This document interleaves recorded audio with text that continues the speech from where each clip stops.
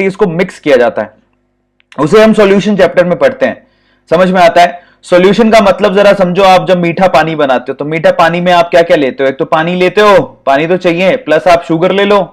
आपने कभी मीठा पानी तो पिया होगा ना, पानी प्लस शुगर प्लस शरबत, है ना, प्लस इसमें मान लो आपने शरबत डाल दिया, शरबत। तो आप लोग क्या कर रहे हो, दो या दो से ज्यादा क्वांटिटीज को आपस में मिक्स कर रहे हो और एक होमोजेनियस मिक्सचर बना रहे हो। जब आप इसको घोलते हो तो आपको तो पता है ना, एक शरबत, शरबत तो आपने देखा होगा, शरबती आंखें, दैट शरबत बेसिकली सबने पिया होगा। तो बेसिकली शरबत का सिप आप लोग चाहे नीचे से ले लो, चाहे आप इसका सिप और नीचे से लो, ऊपर से लो, नीचे से लो, आप लोगों को एक होमोजेनियस मिक्सचर मिलेगा। होमोजेनियस, ऐसा थोड़ी होगा कि शरबत आपने नीचे से पिया तो टेस्ट आ रहा था उसका मरिंडा के जैसा, ऊपर से पिया तो टेस्ट आ रहा था कोका कोला के जैसा। ऐसा तो पॉसिबल नहीं है। घर पे आपकी मम्मी ने आपको शरबत पिलाया होगा, सही बात है। तो एक होमोजेनियस मिक्सचर तैयार हो जाता है। Are you getting my point? एक होमोजेनियस मिक्सचर तैयार हो जाता है, उसी को हम लोग सॉल्यूशन कहते हैं। आया सबको समझ में? अब यहां मजे की बात देखो, जिससे आप ये होमोजेनियस मिक्सचर तैयार कर रहे हो उसमें दो तरह की चीजें होंगी। एक को क्या बोलते हैं, सॉल्वेंट, जो कि क्या करता है, सॉल्यूट को अपने अंदर घोलता है। तो यहां पर दो तरह के आप लोगों को क्या दिखेंगे, सब्सटेंसेस दिखेंगे। एक को हम लोग बोलते हैं सॉल्वेंट, जो अपने अंदर चीजों को घोलता है, एक को बोलते हैं हम सॉल्यूट, जो घुलता है। आया समझ में? सॉल्वेंट, यहां पर सॉल्वेंट कौन है, पानी। सॉल्यूट कौन है, यहां पे सॉल्यूट है यहां पर शरबत, शुगर। पानी के अलावा जितनी भी चीजें वो सब सॉल्यूट में आएंगी। जैसे कि शुगर, शुगर एक सॉल्यूट है। जैसे कि शरबत, शरबत एक सॉल्यूट हो गया बेटा, वो सॉल्वेंट नहीं है, आप लोगों को ध्यान रखना है। Are you getting my point? तो उसको हम लोग क्या बोलते हैं, सॉल्यूशन। तो सॉल्यूशन बेसिकली एक होमोजेनियस मिक्सचर होता है जिसके अंदर आप सॉल्यूट और सॉल्वेंट को मिक्स करके सॉल्यूशन को बनाते हो। आप लोगों को यह चीज ध्यान रखनी है, जो माइनर क्वांटिटी में होता है उसको सॉल्यूट कहते हैं, जो मेजर क्वांटिटी में होता है उसको सॉल्वेंट कहते हैं। इसकी एक दूसरी भाषा भी है, समझ में आया? उसकी दूसरी भाषा क्या है, जो सॉल्यूशन बनने के बाद अपनी फेज को रिटेन करे उसको क्या बोलते हैं, सॉल्वेंट। जो सॉल्यूशन बनने के बाद अपनी फेज को गवा दे उसको बोलते हैं सॉल्यूट। मतलब समझो, आप लोग शुगर की बात करो तो शुगर बेटा उसकी फेज कैसी होती है, सॉलिड। लेकिन जब आप मीठा पानी बना लेते हो तो क्या इसकी सॉलिड फेज दिखती है, नहीं। सॉल्वेंट कौन था, पानी, है ना, और पानी की फेज कौन सी होती है, लिक्विड। सॉल्यूशन बनने के बाद आपको पता है, सॉल्यूशन बनने के बाद सॉल्यूशन की फेज भी क्या थी, लिक्विड। तो बेसिकली सॉल्यूट अपनी फेज को गवा देता है, जबकि सॉल्वेंट अपनी फेज को नहीं गवाता। और आप लोग याद रखिएगा, जो सॉल्यूशन का फेज होता है वही सॉल्वेंट का फेज होता है, जो सॉल्वेंट का फेज होता है वही सॉल्यूशन का फेज होता है। यह आप लोग ध्यान, फेज मतलब अगर सॉल्वेंट लिक्विड है तो पक्का सॉल्यूशन भी क्या होगा, लिक्विड। सॉल्वेंट सॉलिड है तो पक्का सॉल्यूशन भी क्या होगा, solid. Are you getting my point? तो ये चीजें बड़ी कॉमन है जो आप लोगों को ध्यान रखनी है। समझ में आया? जैसे एग्जांपल के तौर पे अगर आप नमक मिलाते हो पानी के अंदर तो वो भी एक सॉल्यूशन का एग्जांपल है। नमक मिला के घोलो तो जो आपके पास होमोजेनियस मिक्सचर मिलेगा वो सॉल्यूशन कहलाएगा। अब हम क्लासिफिकेशन करते हैं सॉल्यूशन का, कितने तरह के सॉल्यूशन होते हैं। तो देखो बेटा, सॉल्यूशन बेसिकली जो टाइप ऑफ सॉल्यूशन है वो किसके ऊपर डिपेंड करता है, सॉल्वेंट की फेज के ऊपर डिपेंड करता है। आप लोग याद रखिएगा, जैसा सॉल्वेंट का फेज होगा सॉल्यूशन का टाइप भी वैसा ही होगा। अगर सॉल्वेंट सॉलिड है तो सॉल्यूशन सॉलिड होगा, अगर सॉल्वेंट लिक्विड है तो सॉल्यूशन क्या होगा, लिक्विड होगा, अगर सॉल्वेंट गैसेस हैं तो सॉल्यूशन क्या होगा, गैसेस होंगी। जैसे कि अगर मान लो, अब तैयार करने का तरीका क्या है, मान लो आपके पास सॉल्यूट तो गैस है और सॉल्वेंट लिक्विड है। सॉल्यूट तो गैस है एंड सॉल्वेंट सॉलिड है। उसका एग्जांपल क्या हो गया, हाइड्रोजन गैस जब आप पैलेडियम पे मिक्स करते हो तो ये एग्जांपल हो गया आपके पास गैस टू सॉलिड का एग्जांपल हो गया। अगर आपके पास सॉल्यूट लिक्विड है ना, और सॉल्वेंट सॉलिड है तो उसका एग्जांपल क्या हो गया, मरकरी को आप जब डालते हो किसके अंदर, सोडियम के अंदर, जब मरकरी को सोडियम में डाला जाता है उसका एग्जांपल हो गया, मरकरी कैसा होता है, लिक्विड, और सोडियम कैसा होता है, सॉलिड। और अगर दोनों ही सॉलिड होते हो तो उसका एग्जांपल क्या हो गया, जब आप टिन और कॉपर को आपस में मिक्स करके ब्रॉन्ज बनाते हो तो वो उसका एग्जांपल हो गया।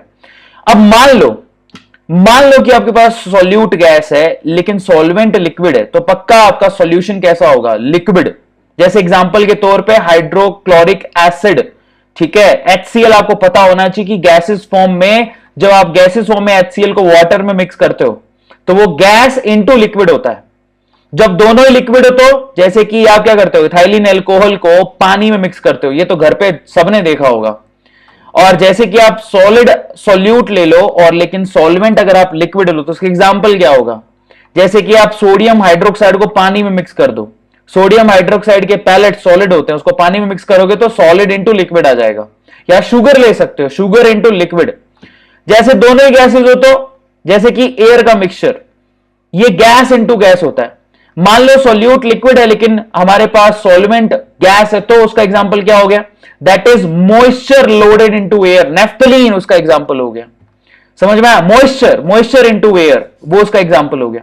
और मान लो सॉलिड को गैस में मिक्स करना है तो उसका कौन सा एग्जांपल हो गया, नेफ्थलीन उसका एग्जांपल हो गया। कपूर आप सुने हो, तो ये उसका एग्जांपल हो गया। तो बेसिकली जो आपका सॉल्यूशन है वो कंप्लीटली उसकी फेज सॉल्वेंट पे डिपेंड करती है। ठीक है, अब चलिए आगे चलते हैं।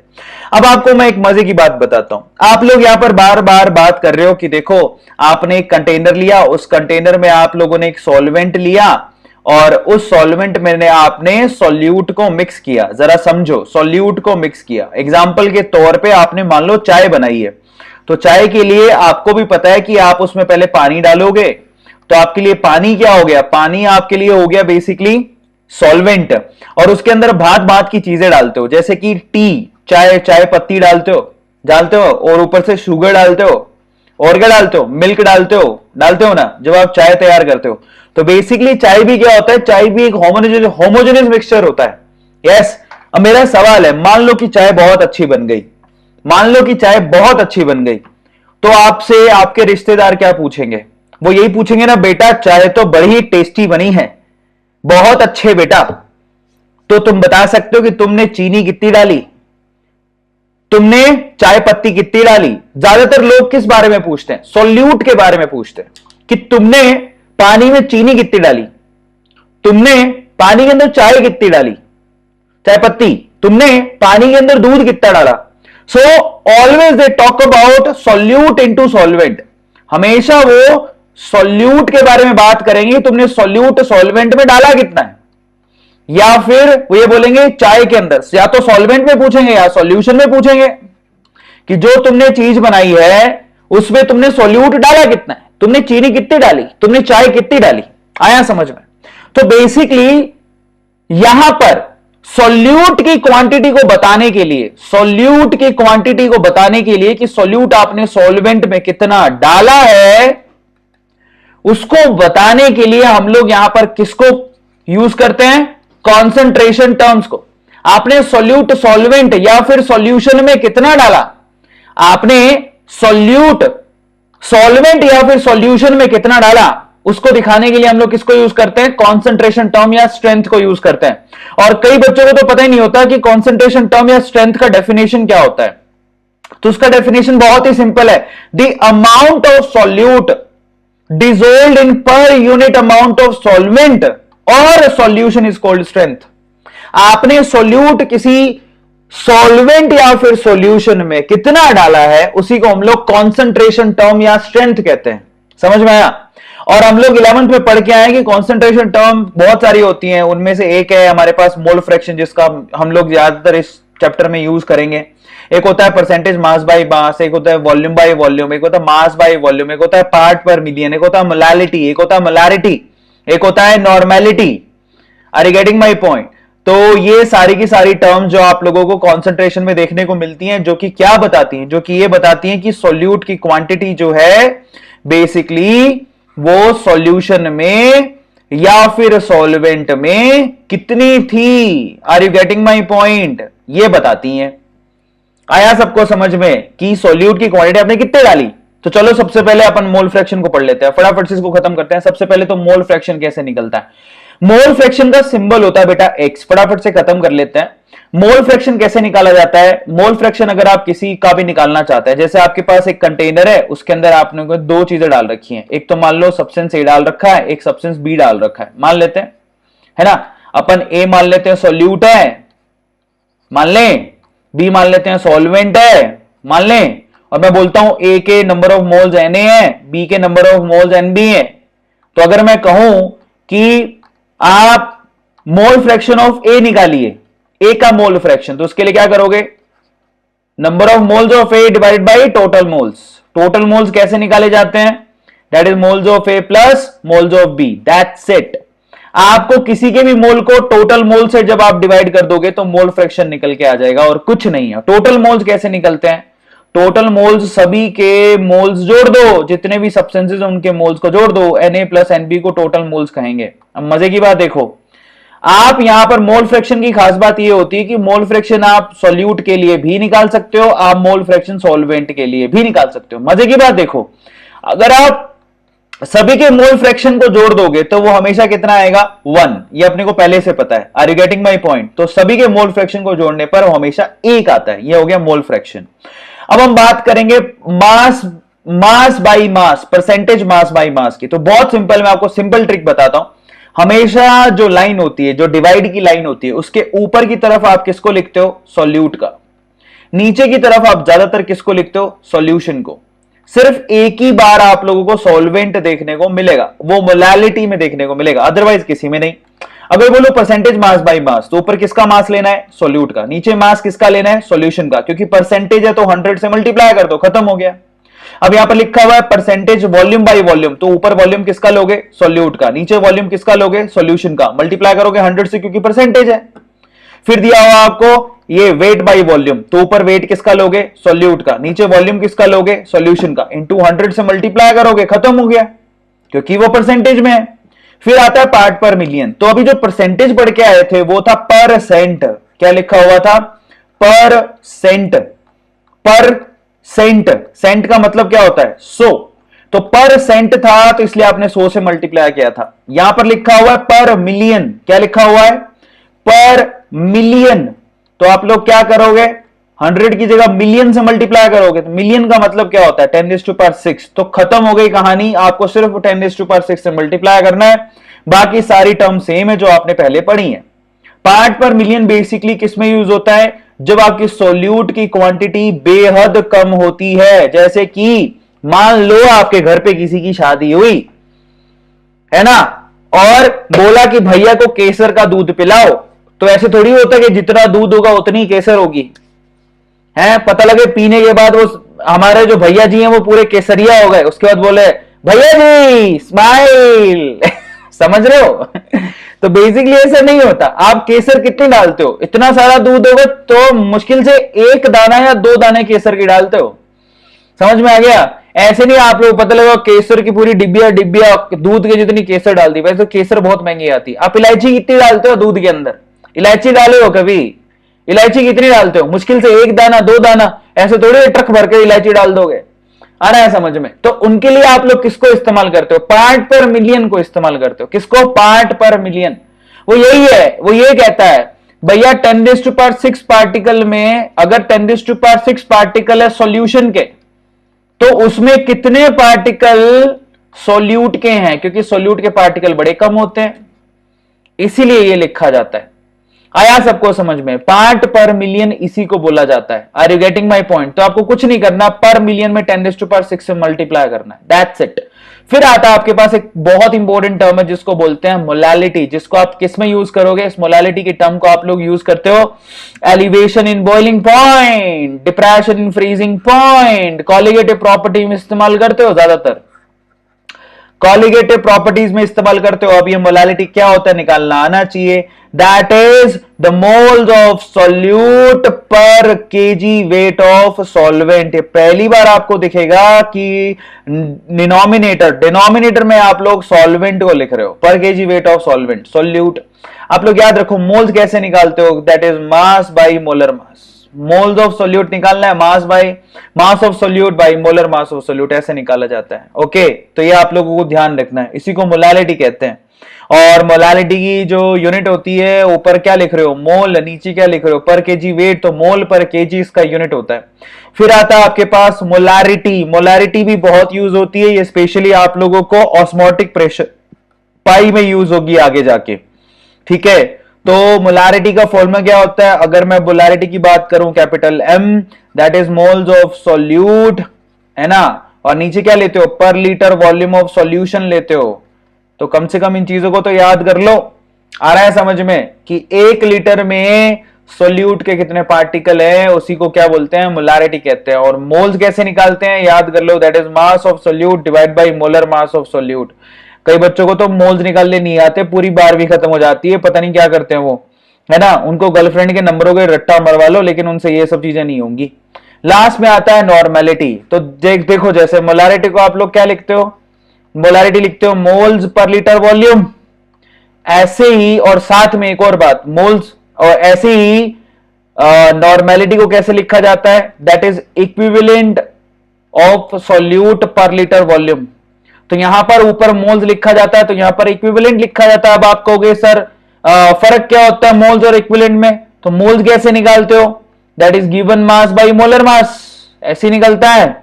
तो वैसे इक्विवेलेंट कैसे निकालते हो, that is given mass by equivalent mass, ठीक है। मोलर मास नहीं लेते, वहां पर इक्विवेलेंट मास लेते हैं। अच्छा, अब इक्विवेलेंट मास कैसे निकलता है, इक्विवेलेंट मास निकलता है molar mass divided by N factor. आ रहा है समझ में, इस तरह से निकाला जाता है, खत्म हो गई कहानी।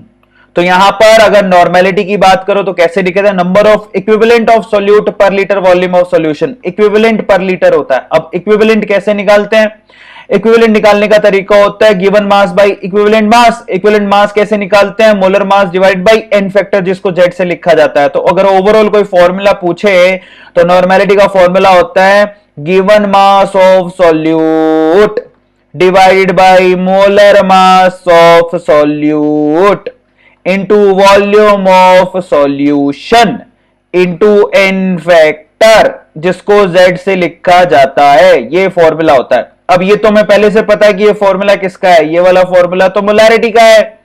तो इसी तरह से रिलेशन निकाल सकते हो, that normality is equals to molarity into n factor. तो ये आपको पता होना चाहिए कि नॉर्मेलिटी है जो मोलारिटी इंटू एन फैक्टर होती है। बहुत इंपॉर्टेंट है भैया, नोट डाउन कर लो।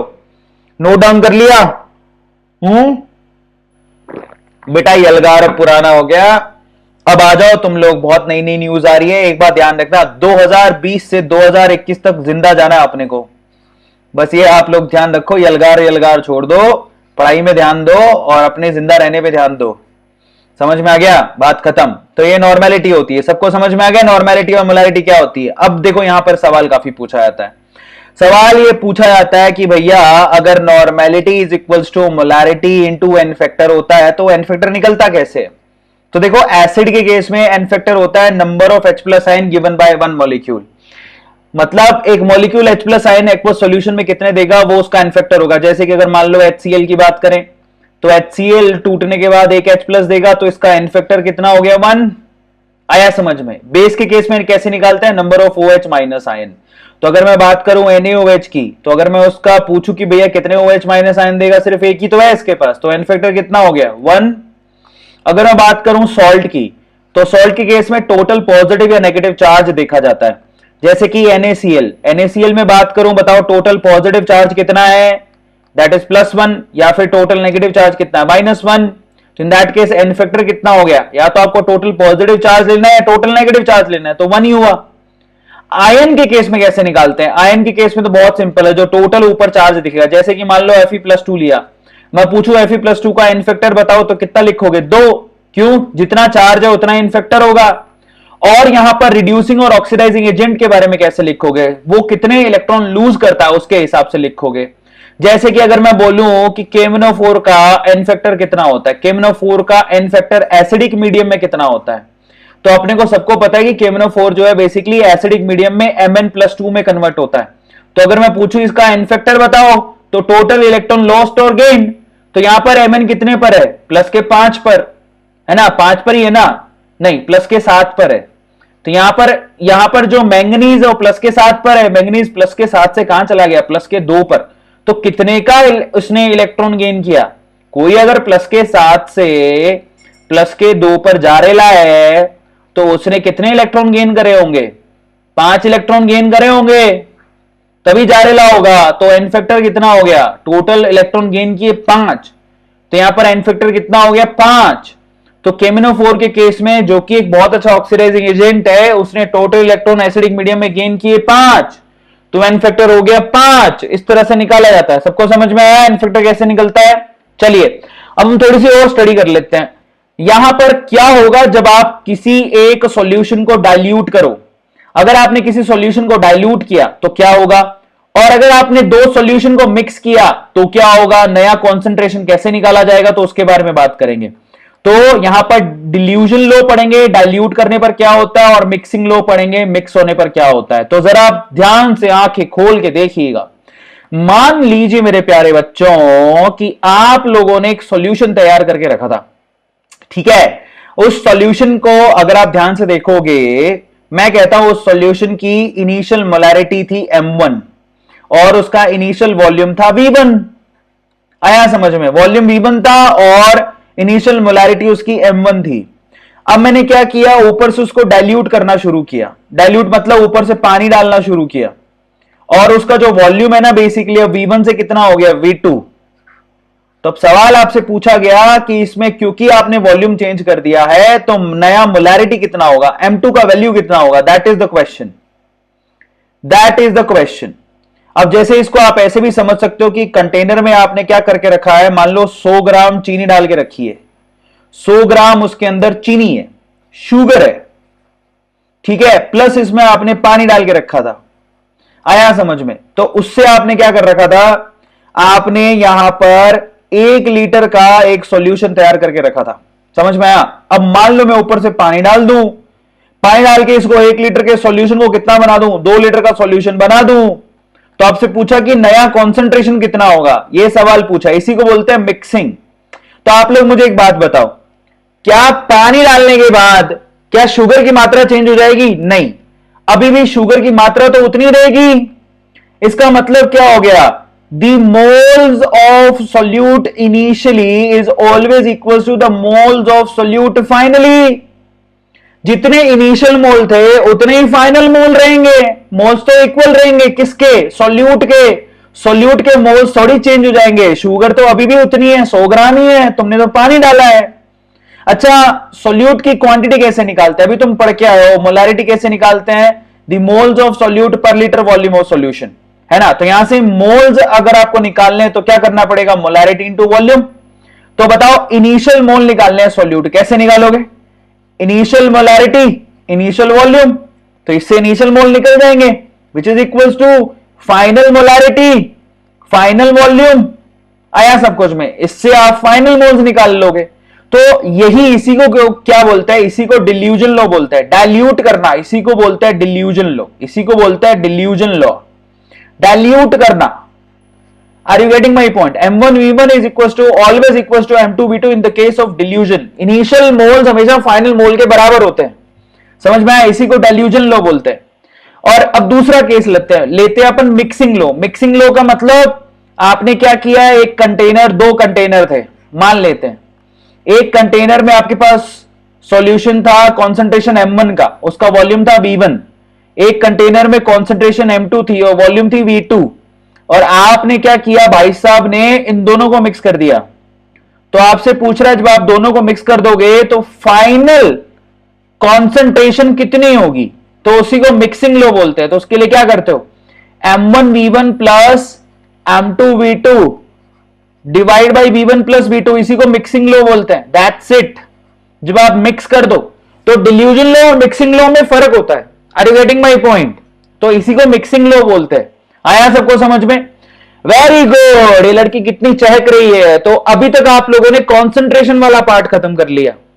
तो कौन कौन है जो इसको अभी देखो, आपको पता है कि अगस्त में रक्षाबंधन आता है, तो कौन कौन लड़का इस लड़की से राखी बंधवाना चाहता है, जस्ट टेल मी, कौन कौन लड़का इस लड़की से राखी बंधवाना चाहता है।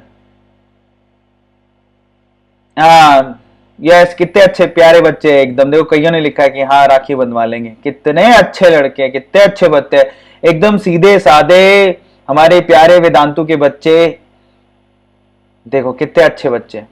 हाँ तो ये भी तैयार है, करिए मैं भी रक्षाबंधन को आ रही हूं, लेट्स प्ले रक्षाबंधन। चलो अब आगे चलते हैं, होलिया है ना, मैं भी बना लूंगा, उसमें क्या है। तो चलो बहुत अच्छी बात है। आकाश पटेल कह रहा I have a girlfriend so I don't have a sister so I will do it definitely, very good. लड़कियों को मजा आ रहा है इसमें। चलिए अब आगे चलते हैं, नेक्स्ट, अब अगला पार्ट की तरफ चलते हैं। अभी हमारा ये हो गया एक पार्ट, कॉन्सेंट्रेशन खत्म हो गई। Now will talk about solubility in gas, solubility of gas in liquid. अब हम रियल टास्क पर आते हैं, असली चैप्टर यहीं से शुरू होता है। तो बेसिकली जब आप किसी गैस को लिक्विड में घोलना चाहते हैं, अगर मान लो आपके पास एक कंटेनर है, उसके अंदर आपके पास लिक्विड है, ठीक है, और ऊपर हमारे पास गैस है। इन गैसियस मॉलिक्यूल्स को अगर आप लिक्विड में घोलना चाहते हो तो क्या करना पड़ेगा आपको, बताइए? दबाव डालना पड़ेगा। आ रहा है सबको समझ में? दबाव कैसे डलता? आप पिस्टन से दबाव डालिए, जैसे जैसे दबाव डालते जाएंगे ये गैस बेसिकली क्या होती जाएगी, इस लिक्विड में मिक्स होती जाएगी। यस, तो इसी को दिखाने के लिए, इसी को रिप्रेजेंट करने के लिए हेनरी ने अपना लॉ दिया, ठीक है, हेनरी लॉ बोलते हैं उसे, जिसमें हम लोग किसी भी गैस को कोशिश करते हैं किसी भी लिक्विड में घोलने की, और गैस कितनी घुलेगी वो डायरेक्टली प्रोपोर्शनल होगा प्रेशर के। समझ में आ गया? जितनी गैस घुलेगी वो डायरेक्टली प्रोपोर्शनल होता है प्रेशर के। कितना प्रेशर आप अप्लाई कर रहे हो, जितना प्रेशर अप्लाई करोगे गैस उतनी घुलेगी। और उसी बिहाफ में हेनरी ने अपना लॉ दिया। हेनरी कहता है कि अगर आप किसी गैस को लिक्विड में घोलना चाहते हो तो आप प्रेशर मारिए, प्रेशर ज्यादा मत मारने ना, पोटी आ जाएगी, पर प्रेशर मारो जिससे गैस जो है लिक्विड में घुलती रहेगी। और मजे की बात है, जितना ज्यादा प्रेशर मारोगे गैस उतनी ज्यादा घुलेगी। और गैस के घुलने की कॉन्सेंट्रेशन को आप किससे लेते हो? मोल फ्रैक्शन से। हेनरी ने किसको यूज किया? मोल फ्रैक्शन को यूज किया। और ये कहता था कि जितना ज्यादा आप पार्शियल प्रेशर बनाओगे उतनी ज्यादा सॉल्युबिलिटी है बेसिकली गैस की बढ़ती जाएगी। देखो यहां पर जैसे जैसे प्रेशर बढ़ाते जाओगे सॉल्युबिलिटी बढ़ती जाएगी, और एक स्ट्रेट लाइन आ रही है यहां से हेनरी लॉ के हिसाब से। आया समझ में? उसको रिप्रेजेंट करने का तरीका क्या है भाई साहब? ये कहते हैं कि ध्यान से समझना, इसको लोग अलग अलग तरीके से समझते हैं इसको, उसको समझने का तरीका क्या है। अब उसको समझने का तरीका बड़ा ही स्पेशल है वैसे तो। अब मेरी बात को ध्यान से समझना, यह बात बड़ी कॉमन है कि आप जितना प्रेशर डालोगे, प्रेशर बढ़ाओगे, गैस के मोल्स बेसिकली लिक्विड फॉर्म में बढ़ते जाएंगे। आ रहे हैं समझ में? अब इसको उल्टे तरीके से पढ़ो। उल्टे तरीके से पढ़ने का मतलब यह है कि यहां पर गैस कितना प्रेशर एक्सर्ट कर रही है वो डिपेंड करेगा कि उसके मोल फ्रैक्शन लिक्विड फॉर्म में कितने। जरा ध्यान से समझना, मैं ऐसा बोल रहा हूं कि जितना आप प्रेशर बनाओगे गैस के मोल फ्रैक्शन लिक्विड फॉर्म में बढ़ते जाएंगे, यह मतलब निकलता है। यस, अब इसको उल्टा पढ़ो। मैं आपसे कहता हूं कि ध्यान से सुनना इसको, गैस कितना प्रेशर बनाएगी यह डिपेंड करेगा कि उसके मोल फ्रैक्शन लिक्विड फॉर्म में कितने। गैस कितना प्रेशर बनाएगी डिपेंड करेगा कि उसके मोल फ्रैक्शन लिक्विड फॉर्म में कितने। बहुत इंटरेस्टिंग चीज है और इसको जरा समझो। और इसी को बोलते हैं हेनरी लॉ, जो बहुत बच्चों को समझ में नहीं आता है। इस ब्याज पे अगर हेनरी लॉ को लिखा जाए तो कैसे लिखोगे? हेनरी लॉ ये कहता है कि प्रेशर, गैस कितना प्रेशर बनाएगी वो डिपेंड करेगा कि गैस के मोल फ्रैक्शन लिक्विड फॉर्म में कितने हैं। That the pressure is directly proportional to X of liquid. अगर इक्वालिटी चेक करें तो प्रेशर इज इक्वल टू क्या आएगा? के एच इंटू एक्स। तो इसी को क्या बोलते हैं? Henry law. आया समझ में? और यहां पर के एच क्या है? इसी को बोलते हैं हेनरी कांस्टेंट। बहुत इंपॉर्टेंट है, बच्चों को डेफिनेशन नहीं पता होती। जितनी वैल्यू के एच की ज्यादा होगी, समझ में आ गया? Greater the value of K H lesser is the solubility of gas. जरा समझो, अगर आप के एच की वैल्यू बढ़ाओगे तो एक्स की वैल्यू कम हो जाएगी। आ गया समझ में? Higher is the P not vapour pressure, more the volatility of the compound. जितना ज्यादा पी नॉट की वैल्यू होगी उसकी वॉलेटिलिटी उतनी ज्यादा होगी। ऑब्वियसली प्रेशर जितना ज्यादा होगा गैस का उसकी वॉलेटिलिटी उतनी ज्यादा होगी। आ रहा है समझ में? तो इसको इस तरह से डिफाइन किया जाता है, बहुत इंटरेस्टिंग है। जरा आप इसको चेक करो। अब हेनरी लॉ फाइनली कैसे लिखा जाता है? That the pressure applied by the gas is equals to Henry constant into mole fraction of that gas present in liquid. और अगर कोई पूछे कि पी क्या है? पी है pressure applied by the gas. लिख लो, काम आएगा। Pressure applied by the gas. X क्या है यहां पर? मोल फ्रैक्शन ऑफ गैस। लिख लो, काम आएगा। मोल fraction of gas present in liquid form. Present in liquid form बहुत इंपॉर्टेंट है भैया। क्यों आप क्या कर रहे हो इसका मतलब समझो। क्योंकि लिक्विड फॉर्म में जब गैस घुल रही है तो ये गैसियस जो मॉलिक्यूल्स हैं लिक्विड फॉर्म में प्रेजेंट है। आया समझ में? तो बस इसी की बात कर रहा है वो, ठीक है। एप्लीकेशन कहां का यूज होता है हेनरी लो को? हेनरी लो को ना, ये जो होते हैं ना स्कूबा डाइवर्स, ये स्कूबा डाइवर्स बहुत इस्तेमाल करते हैं हेनरी लो को। मतलब ये जो बहुत ही आपको पता है कि एक मैं मिस्टीरियस चीज बताता हूं आपको कि आज तक समुद्र तल कितना गहरा है, इसकी गहराई तक इंसान नहीं जा पाया है।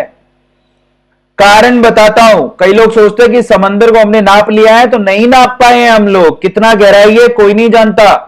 इंसान मैक्सिमम 11,000 मीटर नीचे गया है, 11,000 मीटर। और आपको बताता हूं 11,000 मीटर भी एक पनडुब्बी की सहायता से इंसान गया था, और जहां पर 20 मिनट से ज्यादा वो रह नहीं पाया था और ऊपर आ गया था। क्योंकि 11,000 मीटर जब आप जाते हो नीचे, तो इतना ज्यादा प्रेशर बनता है, ऐसे लगता है इंसान को कि उसके ऊपर एक बड़ा सा जेट हवाई जहाज रख दिया गया है। पानी का प्रेशर इतना ज्यादा होता है, इसी वजह से उसके नीचे तक जा नहीं पाया आज तक इंसान। आया समझ में? और उस प्रेशर की वजह से इतना ज्यादा प्रेशर होता है। वो तो पनडुब्बी की सहायता से गया था। नॉर्मल अगर एक स्कूबा ये जो पहन के सूट बूट पहन के जाने वाला इंसान, वो तो बहुत ही कम लोग 500 मीटर से नीचे भी नहीं जा पाते। आपको बताता हूं 550-600 मीटर जो है बेसिकली, ये जो आपकी डॉल्फिन होती है यही नीचे जाती है। व्हेल तो 500 मीटर तक ही जाती है। और कारण क्या होता है? कारण ये होता है कि पानी का प्रेशर इतना ज्यादा होता है कि पानी के अंदर जो गैस होती है वो हमारे खून के अंदर मिक्स होने लगती है प्रेशर की वजह से। तो इतना प्रेशर अब झेल नहीं पाते, डेथ भी हो सकती है। और आपको बताया तो पूरी दुनिया में स्कूबा डाइविंग अकेला ऐसा एडवेंचरस गेम है जिसमें सबसे ज्यादा डेथ होती है। आया समझ में? तो बहुत सोच समझ के स्कूबा डाइविंग करना। समझ में आया? तो प्रेशर का खेल है सारा। और हेनरी लो जो है, यहां पर आपको बता देता हूं, हेनरी लो कोका कोला के अंदर आप कितने प्रेशर में CO2 को मिक्स करते हो? कोका कोला के अंदर CO2 को मिक्स किया जाता है। ये हेनरी लो के बिहाफ पर होता है। स्कूबा डाइवर के पीछे जो सिलेंडर लगा होता है, या फिर वो भी, और साथ में जब वो नीचे जाता रहता है तो जितना वो प्रेशर फील करता है, बेसिकली वो सारी चीजें वो है हेनरी लो के ऊपर बेस्ड हैं। आया सबको समझ में? आई थिंक आ गया होगा। चलो वेपर प्रेशर को पढ़ते हैं। तो हेनरी लो खत्म, उसकी एप्लीकेशन पार्ट खत्म होगी। Now will talk about vapour pressure. Vapour का मतलब भाप का प्रेशर का मतलब दबाव। आया समझ में? उसको पढ़ेंगे तो जरा आप चेक करो। वेपर की प्रेशर को वेपर प्रेशर कहते हैं। अब जरा समझो, मैंने क्या किया, सपोज करो कि मैंने एक वोलेटाइल लिक्विड ले लिया। वोलेटाइल जैसे कि आप लोग मान लो पेट्रोल ले लो, और अगर आप पेट्रोल को अगर आप बंद करके रखोगे तो पेट्रोल क्या होता है? वोलेटाइल होता है। तो वो उसके मॉलिक्यूल लिक्विड फॉर्म से जल्दी कहां चले जाते हैं? गैस फॉर्म में चले जाते हैं। और गैस फॉर्म में जाने के बाद जब वो दबाव बनाते हैं चारों तरफ, समझ में आ गया? गिलास पे, गिलास के कॉर्नर पे, सरफेस पर, लिक्विड के सरफेस पर जो दबाव बना रहे होते हैं, जो प्रेशर बना रहे होते हैं, उसी को वेपर प्रेशर कहते हैं। तो लिक्विड जितना ज्यादा वोलेटाइल होगा वो प्रेशर उतना भी ज्यादा बनाएगा। समझो, आ रहा है समझ में? जितना ज्यादा जंक फूड खाओगे, मैं आपको समझाता हूं, जंक फूड जितना ज्यादा खाओगे उससे गैसें उतनी ज्यादा बाहर निकलती हैं, और उतना ही ज्यादा गैस आपके पेट में बनती है, और इसी वजह से आपका पेट फूलता है। आप देखना, जब आप फ्रूट खाते हो तो आपका पेट इतना नहीं फूलेगा, लेकिन अब जंक फूड खाते हो, जैसे कि पिज्जा हो गया, सैंडविच हो गई, गोलगप्पे हो गए, आलू के परांठे हो गए, है ना, पानी आ रहा मुंह में लेकिन ये सब चीजों से गैस बहुत बनती है। आपने कभी देखा होगा, आ रहा है तो गैस बहुत बन रही है पेट में, फिर लेते हैं इनो। तो बेसिकली जो गैस बनती है उसी के प्रेशर, वही दबाव डालती है जिससे पेट फूल जाता है। आ गया समझ में? अब गैस को निकालो, कैसे निकालोगे? या तो इनो खा के डकारे मारते रहो, सही है ना, या फिर आपको भगवान ने 2-3 छिद्र दिए हैं, वहां से बाहर निकालो। तो नहीं निकालोगे तो गैस जो है बेसिकली पेट को मोटा करती जाएगी, कुछ कुछ कुछ। मान लो गैस भगवान, अगर भगवान से मतलब भगवान को, ऊपर वाले को आप ऐसे हाथ जोड़ो कि ऊपर वाले ने आपके शरीर में मतलब छिद्र दिए हैं जिससे आपके शरीर के अंदर की गैस बाहर निकल सकती है। अगर नहीं निकल पाती तो तुम गैस से फट जाते। समझ में आ रहा है? तो ऊपर वाले का शुक्र अदा करो। और मैं आपको एक थोड़ी सी नॉलेज देता हूं, थोड़ी और। आपको पता है ब्लू व्हेल क्या होती है मरने के बाद? आपको पता नहीं होगा। ब्लू व्हेल अगर मर जाए तो मरने के बाद है ना, बेसिकली क्या होता है, वो फूलने लगती है। इसीलिए मरी हुई ब्लू व्हेल से दूर रहना। मरने के बाद ब्लू व्हेल फूलने लगती है। और अगर मरी हुई ब्लू व्हेल के पास मत जाना, वो इतनी ज्यादा, क्योंकि उसमें ना मरने के बाद इतने ज्यादा कीटाणु होते हैं, जो कि कीटाणु क्या करते हैं, वो गैस बनाते हैं, और उस गैस की वजह से वो फूलने लगती है। आया समझ में? वो गैस बाहर निकल नहीं पाती, क्योंकि गैस बहुत ज्यादा अधिकतम मात्रा में बनती है, और वो गैस बाहर नहीं निकल पाती, जिसकी वजह से वो चमड़ी उसकी फूलने लगती है, फूलने लगती है, फूलने लगती है। इसके ऊपर मैंने एक वीडियो भी बनाया था। और थोड़ी देर में अगर आप वहीं पे खड़े रहे तो एकदम से ब्लास्ट होगा, धबाक, और उसके अंदर का माल मत्ता मसाला सीधे आपके मुंह पे आके गिरेगा। मे भी आप थोड़ा सा कीचड़ में, खून से सट सट कीचड़ में फंस जाओ। तो इसीलिए कहते हैं, मतलब ये इसी को क्या बोलते हैं, वेपर प्रेशर। वेपर जो बन रही है उसका प्रेशर है ये, आया समझ में? उसी को बोलते हैं वेपर प्रेशर। अब हम लोग थोड़ा सा यहां पर आगे बढ़ने से पहले सॉल्यूशन के जो पार्टिकल्स होते हैं उनके इंटरेक्शन के बारे में पढ़ लेते हैं, है ना? इंटरेस्टिंग चीजें बताता है अरविंद अरोड़ा, कितनी बढ़िया बढ़िया बातें बताता है। तो कभी भी ध्यान रखना, आपको कभी भी मरी हुई ब्लू व्हेल दिख जाए, ठीक है, तो उसके पास कतई मत जाना। और बहुत सारे आपको वीडियो दिख जाएंगे, सच बता रहा हूं, ये तो वीडियो बने हुए हैं जिसमें ब्लू व्हेल फट गई, और फटने के बाद जो हालात हुई है देख लेना, वीडियो में दिख जाएगी आपको। चलो तो आगे चलते हैं। Interaction of particles of the solution. मैं आपको थोड़ा सा आपको नॉलेज बताता हूं। अब बढ़ने से पहले मैं मानूंगा सॉल्यूट। देखो सॉल्यूशन बनाना तो आपको क्या क्या चाहिए बताओ मुझे। अगर आप लोगों को सॉल्यूशन बनाना है, ये तीसरे नंबर पर सॉल्यूशन है। अगर आप लोगों को सॉल्यूशन बनाना है तो आपको क्या चाहिए? एक तो आपको सॉल्यूट चाहिए, एक आपको सॉल्वेंट चाहिए। सही बात है? तो मैं मान लेता हूं कि सॉल्यूट हमारे पास बी है, बी टाइप का सॉल्यूट है, और ए टाइप का सॉल्वेंट है। सॉल्यूट होगा तो उसमें सिर्फ सॉल्यूट के पार्टिकल होंगे। तो यहां पर एक बी का सॉल्यूट का पार्टिकल दूसरे बी के सॉल्यूट के पार्टिकल के साथ एक ऐसा बॉन्ड के साथ, इंटरमोलिकुलर बॉन्ड के साथ, है ना, बैठा हुआ है। एक ए सॉल्वेंट पार्टिकल दूसरे ए सॉल्वेंट पार्टिकल के साथ इस तरह से बैठा हुआ है। आया समझ में? तो ये इंटरमोलिकुलर इंटरेक्शन बोलते हैं। दो मॉलिक्यूल के बीच में इंटरेक्शन होता है तभी तो वो लिक्विड फॉर्म में है। अगर मान लो आप ये सॉल्यूट और सॉल्वेंट को मिक्स कर दो, सॉल्यूट और सॉल्वेंट को मिक्स कर दो, तो क्या होगा? एक सॉल्यूट का पार्टिकल अब बॉन्ड बनाएगा किसके साथ? इंटरमोलिकुलर बॉन्ड सॉल्वेंट के पार्टिकल के साथ। आपको मैं आपकी जानकारी के लिए बता देता हूं, दो चीजें तभी मिक्स होती है जब वो एक दूसरे से प्यार मोहब्बत करें। मतलब अगर आप सॉल्यूट और सॉल्वेंट को मिक्स करना चाहते हैं तो यहां पर सॉल्यूट के पार्टिकल और सॉल्वेंट के पार्टिकल के बीच में इंटरमोलिकुलर फोर्स ऑफ अट्रैक्शन होना जरूरी है। इंटरमोलिकुलर फोर्स ऑफ अट्रैक्शन होना जरूरी है, अदरवाइज वो दे हेट ईच अदर, वो मिक्स ही नहीं होंगे। जैसे आपको पता है कि क्या पानी और तेल मिक्स होते हैं क्या आपस में? और डेंसिटी की वजह से नहीं होते, समझ में आ गया? But they hate each other, वो नहीं होते, है ना? सो यहां पर ध्यान रखना है आपको। तो सॉल्यूट में मान के चलूंगा, बी को सॉल्वेंट मान के चलूंगा, ए को, और जब सॉल्यूट और सॉल्वेंट आपस में इंटरेक्शन करते हैं तो ए और बी के बीच में इंटरमोलिकुलर बॉन्ड बनता है। अब जरा ध्यान से समझो, आइडियल सॉल्यूशन किसको कहा जाता है? नाउ विल टॉक अबाउट, जब आप क्या करो, सॉल्यूट और सॉल्वेंट को मिक्स करके सॉल्यूशन बनाते हो, मान लेते हैं।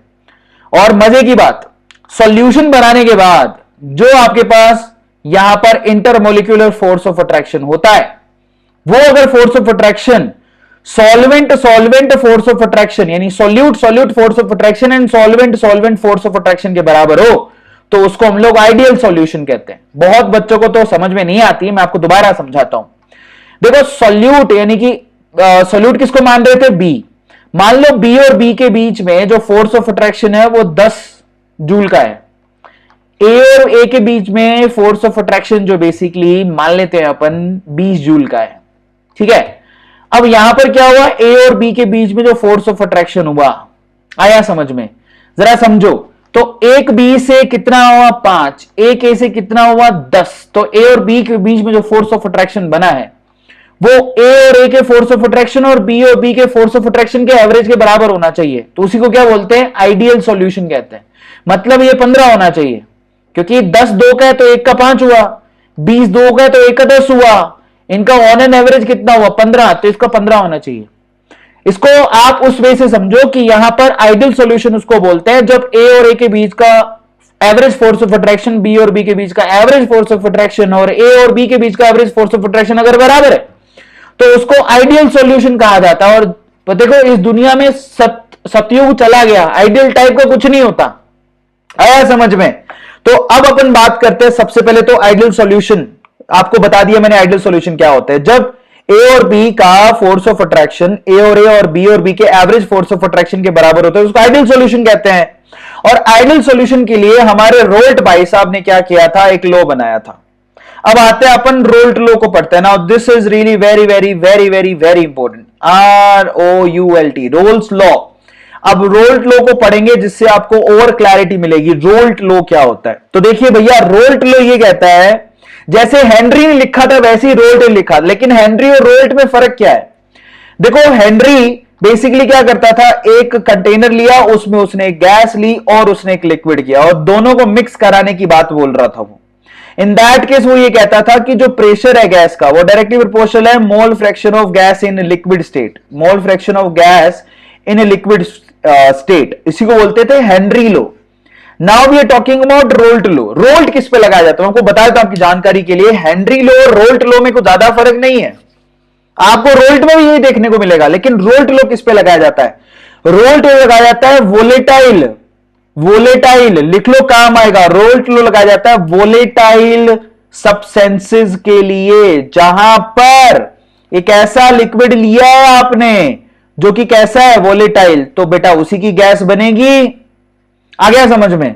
वहां पर तो क्या था, हेनरी लॉ में आपने एक ऐसा लिक्विड लिया था जो वोलेटाइल नहीं था और एक गैस ली थी जिसको आप मिक्स करने की कोशिश कर रहे थे। यहां पर तो आपने एक ऐसा लिक्विड ही ले लिया जो वोलेटाइल है, और क्योंकि वो वोलेटाइल है तो वो अपनी गैस प्रोड्यूस करेगा। और इसी के ऊपर रोल्ट ने अपना लॉ दिया था। वो भी यही कहता था, वो भी यही कहता था कि जो वोलेटाइल सिचुएशन में जो वोलेटाइल सब्सटेंस होता है उसकी गैस जो वेपर प्रेशर बनाती है वो डायरेक्टली प्रोपोर्शनल होता है मोल फ्रैक्शन कितने प्रेजेंट है उस गैस के इन लिक्विड फॉर्म। ये सेम बात बोल रहा है, लेकिन दोनों में फर्क क्या है? दोनों में फर्क यह है कि हेनरी बताता था अलग से गैस और अलग से लिक्विड को मिक्स करने का तरीका।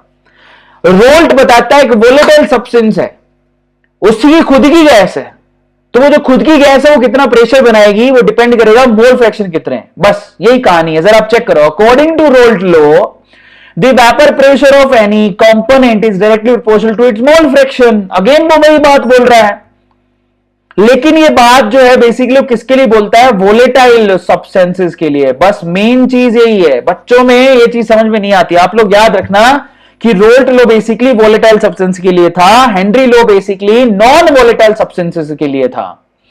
अब उसके बाद रोल्ट लॉ को थोड़ा सा और अच्छे से डिफाइन करता है, तो जरा आप चेक करना यहां पे रोल्ट लॉ। आपने क्या किया जरा समझो। आपने ना एक ना सॉल्यूट लिया ए जो कि वोलेटाइल है, आपको मैं समझाता हूं, जो कि वोलेटाइल है। और अगर सॉल्यूट है वोलेटाइल है तो हम मान लेते हैं कि उसकी ऑब्वियसली गैस फॉर्म में सब्सटेंसेस तो होंगे, और ये गैस कितना प्रेशर बना रही है? PA0। ध्यान से समझना, इस पूरे कंटेनर में सिर्फ सॉल्यूट ए है जो कि वोलेटाइल है। इस केस में वो कितना प्रेशर बना रही है? वेपर प्रेशर PA0, क्योंकि सिर्फ प्योर है तो PA0 बोल दिया। इस कंटेनर में आपने सॉल्वेंट लिया, सॉल्वेंट बी, और अपन मानते हो कितना प्रेशर बना रही है? PB0, प्योर फॉर्म में वो इतना प्रेशर बना रही है। अब अगर मान लो आपने सॉल्वेंट ए और सॉल्यूट बी को मिक्स कर दिया, जरा समझना, ए और बी को अगर आपने मिक्स कर दिया तो मिक्स करने के बाद टोटल वेपर प्रेशर कितना होगा? यह सवाल पूछा। वो होता है vapour pressure of PA plus vapour pressure of PB, अलग अलग वेपर प्रेशर के समेशन के बराबर होता है। समझ में आया? अगर आप इन दोनों को मिक्स कर दोगे तो सॉल्यूशन का टोटल जो वेपर प्रेशर होगा, टोटल प्रेशर, वो किसके बराबर होगा? Pressure of A plus pressure of B. Are you getting my point? अब आप PA कैसे निकालोगे? अभी आप रोल्ट लॉ में पढ़ के आए हो। रोल्ट लॉ में क्या पढ़ के आए हो कि किसी भी वोलेटाइल सब्सटेंस का जो वेपर प्रेशर होता है वो डायरेक्टली प्रोपोर्शनल होता है उसके मोल फ्रैक्शन कितने प्रेजेंट है।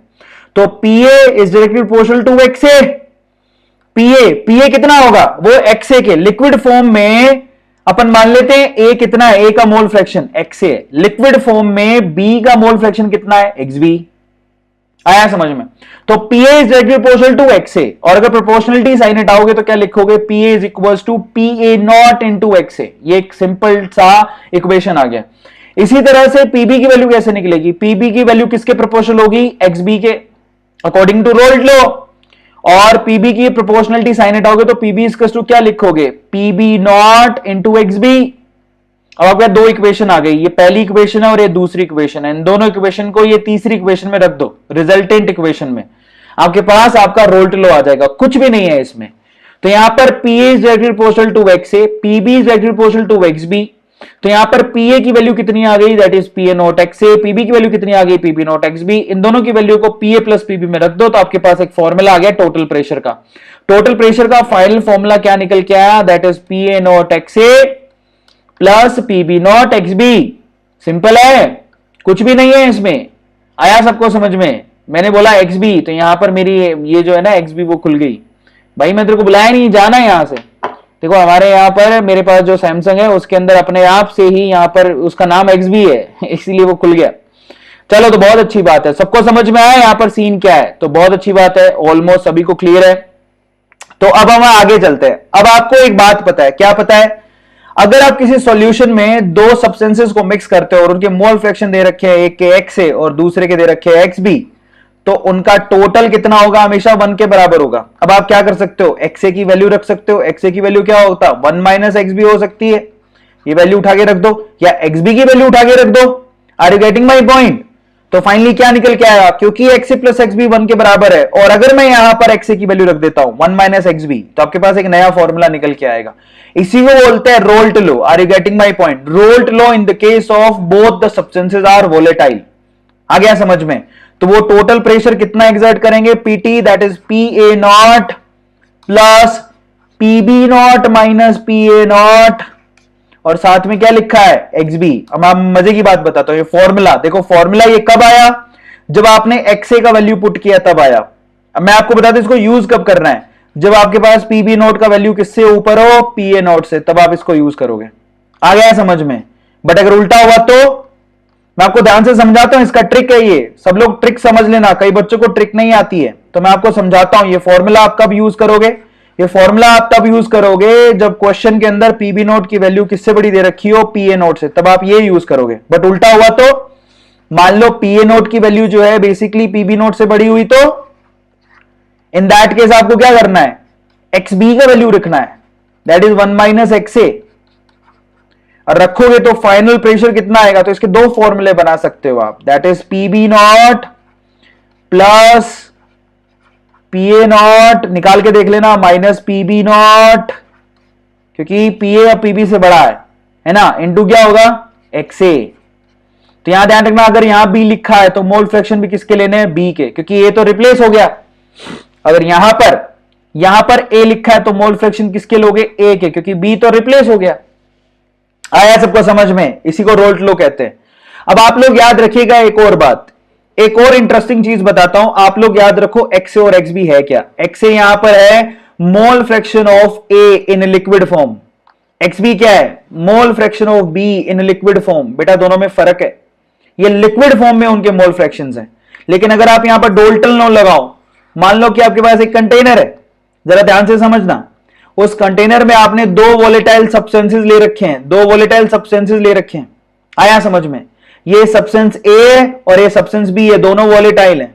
मैं मानता हूं कि गैसेस फॉर्म में इसके ए के मोल फ्रैक्शन है वाई ए, गैसेस फॉर्म में बी के मोल फ्रैक्शन है वाई बी। ये मोल फ्रैक्शन है बेटा, मोल फ्रैक्शन को एक्स से रिप्रेजेंट कर सकते हो और वाई से भी रिप्रेजेंट कर सकते हो। अब एक्स वाले कौन से हैं, जो एक्स वाले आपने यूज किए ना प्रीवियसली, वो एक्स ए एक्स बी तो लिक्विड फॉर्म में थे। ये वाई ए वाई बी क्या है, ये गैस फॉर्म में उनके मोल फ्रैक्शन प्रेजेंट है। यहां पर आप डोल्टन लॉ लगा सकते हो, और डोल्टन लॉ ये कहता था कि किसी भी गैस का जो प्रेशर है वो उसके मोल फ्रैक्शन के डायरेक्टली प्रोपोर्शनल होता है। तो जो पीए प्रेशर बन रहा है गैस की वजह से, क्योंकि गैस ही प्रेशर बनाती है, तो पीए प्रेशर जो बन रहा है वो मोल फ्रैक्शन होंगे गैस फॉर्म में, उसके डायरेक्टली प्रोपोर्शनल होंगे। जितने ज्यादा मोल फ्रैक्शन, प्रेशर उतना ही ज्यादा।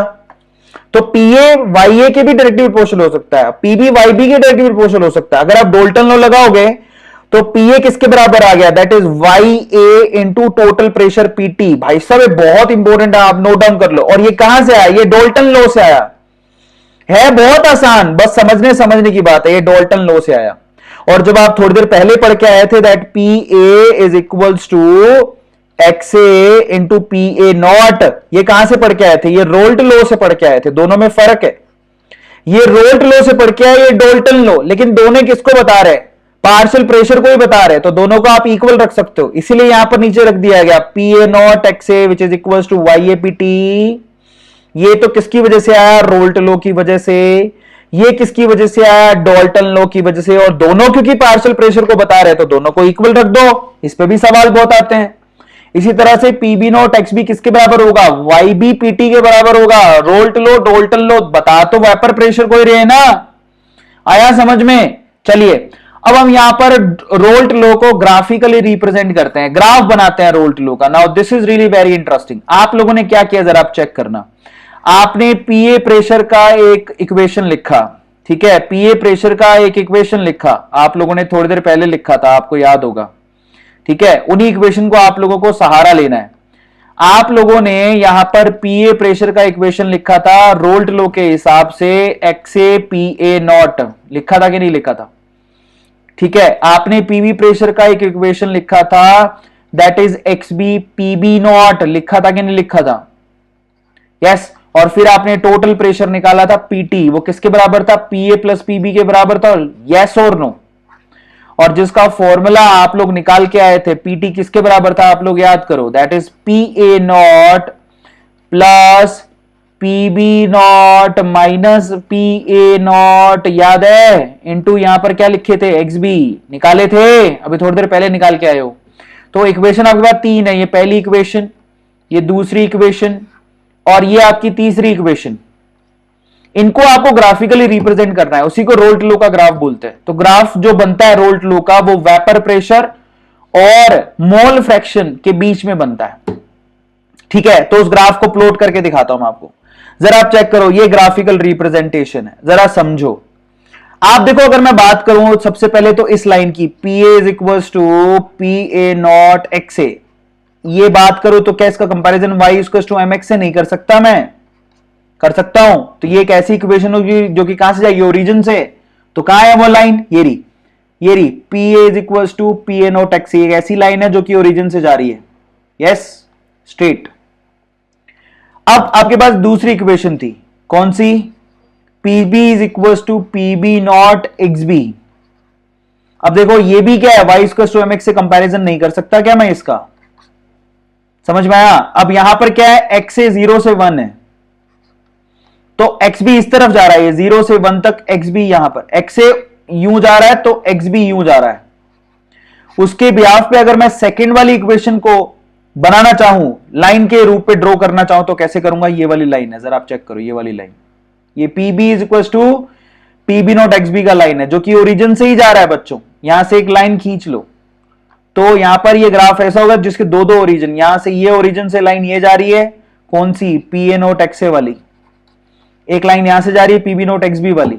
आ रहा है समझ में? इन दोनों के टोटल को PT बोलते हैं, तो दोनों के हाईएस्ट पॉइंट को जोड़ लो यहां से लेके यहां तक, तो ये आपका टोटल प्रेशर है। इसी के ग्राफ को रोल्ट लॉ का ग्राफ बोलते हैं। तो रोल्ट लॉ का जो ग्राफ आता है वो अपने आप में अहमियत रखता है। वो ग्राफ किस तरह से बनाया जाता है आप लोग याद रखिएगा, ये एक लाइन, ये दूसरी लाइन, और इनको आपस में जोड़ा जाता है, ये होता है रोल्ट लॉ का ग्राफ। आया सबको समझ में? अब अपन चलते हैं आगे। रोल्ट लॉ किसके लिए डिफाइन होता था? आइडियल सॉल्यूशंस के लिए डिफाइन होता था। आया सबको समझ में? अब आइडियल सॉल्यूशन के लिए रोल्ट लॉ डिफाइन होता है, तो इसका मतलब आइडियल के अलावा, आइडियल तो कोई दुनिया में होता ही नहीं है, तो इसका मतलब नॉन आइडियल सॉल्यूशन भी होता होगा, है ना? तो what do you mean bye non ideal solution? तो हम कंपेयर करेंगे आइडियल और नॉन आइडियल सॉल्यूशन को, कंपैरिजन करते हैं। चलो कंपैरिजन करते हैं। लड़का कितना खुश हो रहा है, आप लोग बताओ, कंपैरिजन करना चाहते हो? क्या आप लोग आइडियल और नॉन आइडियल सॉल्यूशन के बीच में कंपैरिजन करना चाहते हो?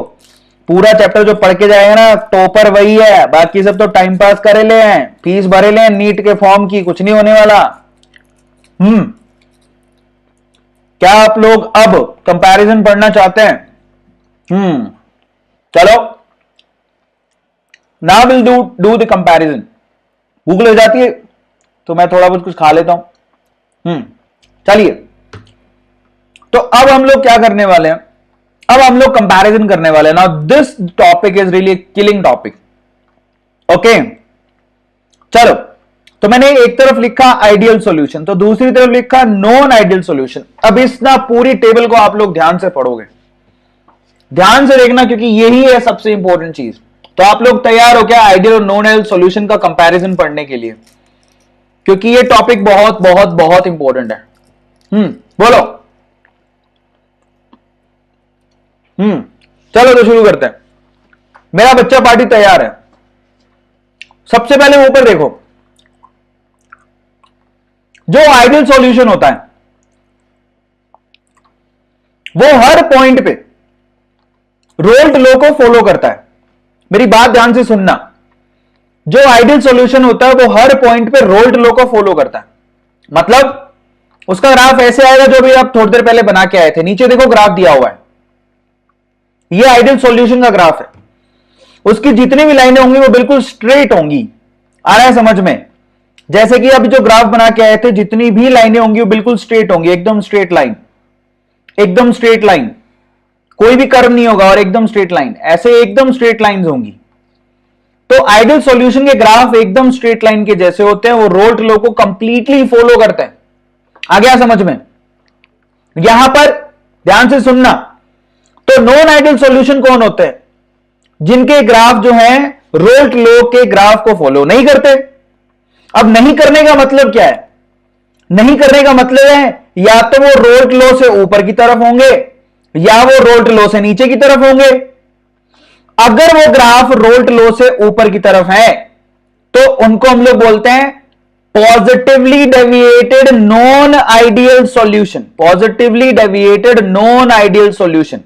अगर कोई पूछे कि positively deviated non ideal solution कौन से होते हैं, जो कि रोल्ट लॉ के ग्राफ के ऊपर बने होते हैं, कर्विक सिचुएशन में ऊपर बने होते हैं, ऊपर पॉजिटिव की पॉजिटिव डेविएशन होता है उनका। आया समझ में? मतलब नॉन आइडियल सॉल्यूशन दो तरह के होते हैं। अगर ग्राफ ऊपर बन रहा है तो वो कहलाएगा पॉजिटिवली डेविएटेड ग्राफ। अगर ग्राफ नीचे बन रहा है तो वो कहलाएगा नेगेटिवली डेविएटेड ग्राफ। तो अब दोबारा समझना, आइडियल और नॉन आइडियल सॉल्यूशन में फर्क क्या है? आइडियल सॉल्यूशन हमेशा रोल्ट लॉ को फॉलो करता है, उसकी लाइंस एकदम स्ट्रेट होती है। Non ideal solution Raoult law को फॉलो नहीं करता। अगर ग्राफ ऊपर हुए तो उसको पॉजिटिवली डेविएटेड कहेंगे और अगर ग्राफ नीचे हुए तो उसको नेगेटिवली डेविएटेड कहेंगे। बात खत्म हो गई। नाउ इसको जरा समझो। अब यहां पर कलाकारी है सारी की सारी, जरा आप चेक करना। अब यहां से फर्क मैं आप लोगों को समझा रहा हूं। पहला पॉइंट सबको समझ में आया कि आइडियल सॉल्यूशन रोल्ट लॉ को फॉलो करते हैं, non ideal solution Raoult law को फॉलो नहीं करते। पॉजिटिव वाले ऊपर की तरफ होते हैं और नेगेटिव वाले नीचे की तरफ होते हैं। पहला सबको समझ में आ गया। ये रोल्ट लॉ को फॉलो नहीं करते और डिसओबे करते हैं, ये भी डिसओबे करते हैं। और ये पॉजिटिव वाला ऊपर ग्राफ बनाता है, नेगेटिव वाला नीचे ग्राफ बनाता है। आया सबको समझ में? अब दूसरे पॉइंट पर चलते हैं। आइडियल सॉल्यूशन क्या होता है? जिसमें ये इक्वेशन एकदम स्ट्रेट लाइन की होती है। PA = PA not XA, PB = PB not XB और टोटल प्रेशर PA + PB के बराबर होता है। आया सबको समझ में? ये तो आइडियल सॉल्यूशन का हो गया। This is for ideal solution. But ideal तो कुछ होता नहीं, तो नॉन आइडियल में क्या होता है? यहां पर PA नॉट XA के बराबर नहीं होता। यहां पर PB नॉट XB के बराबर नहीं होता। यहां पर टोटल प्रेशर PA + PB के बराबर नहीं होता। तो क्योंकि ये पॉजिटिवली डेविएटेड है। अब जरा इसका मतलब समझो। अगर पॉजिटिवली डेविएटेड आ रहा है, ग्राफ ऊपर की तरफ है, इसका मतलब वेपर प्रेशर ज्यादा बन रहा है। और अगर वेपर प्रेशर ज्यादा बन रहा है इसका मतलब प्रेशर ज्यादा है। तो इसका मतलब पॉजिटिव डेविएटेड के अंदर जो टोटल प्रेशर होता है बेसिकली वो ज्यादा होता है as compare to PA + PB। Are you getting my point? Yes और नो? पॉजिटिवली डेविएटेड के अंदर वेपर प्रेशर PA + PB से ज्यादा होता है। सबको समझ में आया? टॉपर वही है जो ढंग की चीज पढ़ के जाएगा। सवाल तो इसी में से आते हैं, चुन्नू मुन्नू सवाल थोड़ी आएंगे। आया सबको समझ में? और जब काम का टॉपिक आता है तो बच्चों की हालत खराब हो जाती है, भग जाते हैं। तो काम के टॉपिक तो यही है। अब अपन आते हैं यहां पर, आ जाओ। ये प्रेशर ज्यादा बनेगा क्योंकि पॉजिटिवली डेविएटेड है। पॉजिटिव डेविएटेड का मतलब वेपर प्रेशर ज्यादा ही बन रहा है, इसलिए तो पॉजिटिवली डेविएटेड है। नेगेटिव में क्या होगा? PA नॉट इंटू XC के बराबर नहीं होगा। PB not plus into XB के बराबर नहीं होगा। तो यहां पर जो टोटल प्रेशर आएगा ना वो कम होगा PA + PB के, क्योंकि ये नेगेटिवली डेविएटेड है। वेपर की प्रेशर वैसे ही बहुत कम बन रही है। आया समझ में? Second point. अब थर्ड पॉइंट की तरफ चलते हैं। तीसरा पॉइंट जो सबसे ज्यादा इंपॉर्टेंट है, यहां पर total change in enthalpy is always 0। Delta H का वैल्यू यहां पर ऑलवेज 0 होता है आइडियल सॉल्यूशन के लिए। डेल्टा V ऑफ मिक्सिंग का वैल्यू ऑलवेज 0 होता है। लेकिन पॉजिटिवली डेविएटेड के अंदर डेल्टा एच का वैल्यू पॉजिटिव होता है, डेल्टा वी ऑफ मिक्सिंग का वैल्यू भी पॉजिटिव होता है, और नेगेटिवली डेविएटेड के अंदर डेल्टा एच का वैल्यू नेगेटिव होता है और डेल्टा वी ऑफ मिक्सिंग का वैल्यू भी नेगेटिव होता है। तो देखो अपने नाम को जस्टिफाई कर रहे हैं ये लोग, इसको समझने का तरीका बड़ा आसान है, बेहद आसान है। जब वेपर ज्यादा बन रही है इसका मतलब इंटरेक्शन वीक है, इंटरेक्शन वीक है, और जब वेपर कम बन रही है इसका मतलब इंटरेक्शन स्ट्रांग है। तो अब मैं आपको समझाता हूं इंटरेक्शन, चौथे पॉइंट पर लेके चलता हूं। चौथे पॉइंट में आपको मैंने पहले ही बताया था कि आइडियल सॉल्यूशन क्या होता है, जहां पर ए और बी का इंटरेक्शन ए और बी के एवरेज इंटरेक्शन के बराबर होता है। लेकिन अगर हम लोग यहां पर बात करें fourth point, in the case of positively deviated solution, तो इन दैट केस आपको पता है कि वेपर बहुत ज्यादा बन रही है। कहीं पे अगर वेपर ज्यादा बने तो आइडियली आप खुद सोचो, अगर वेपर ज्यादा बन रही है तो इसका मतलब क्या हुआ? इसका मतलब यह हो गया कि जो दो मॉलिक्यूल है वो एक दूसरे को नफरत करते हैं, तभी तो वो हेट करते हैं, फोर्स ऑफ अट्रैक्शन है नहीं, तो कम टेम्परेचर देने पर ही वो हवा में चले गए। वेपर ज्यादा बन रही है जिसका मतलब इंटरेक्शन वीक है। आया समझ में? They hate each other. Positively deviated के अंदर मॉलिक्यूल हेट ईच अदर, तो उनमें कोई फोर्स ऑफ अट्रैक्शन है ही नहीं, तो इसी वजह से वो आसानी से वेपर बन जा रहे हैं। और वेपर आसानी से बन गए तो वो क्या कहलाएंगे? Positively deviated.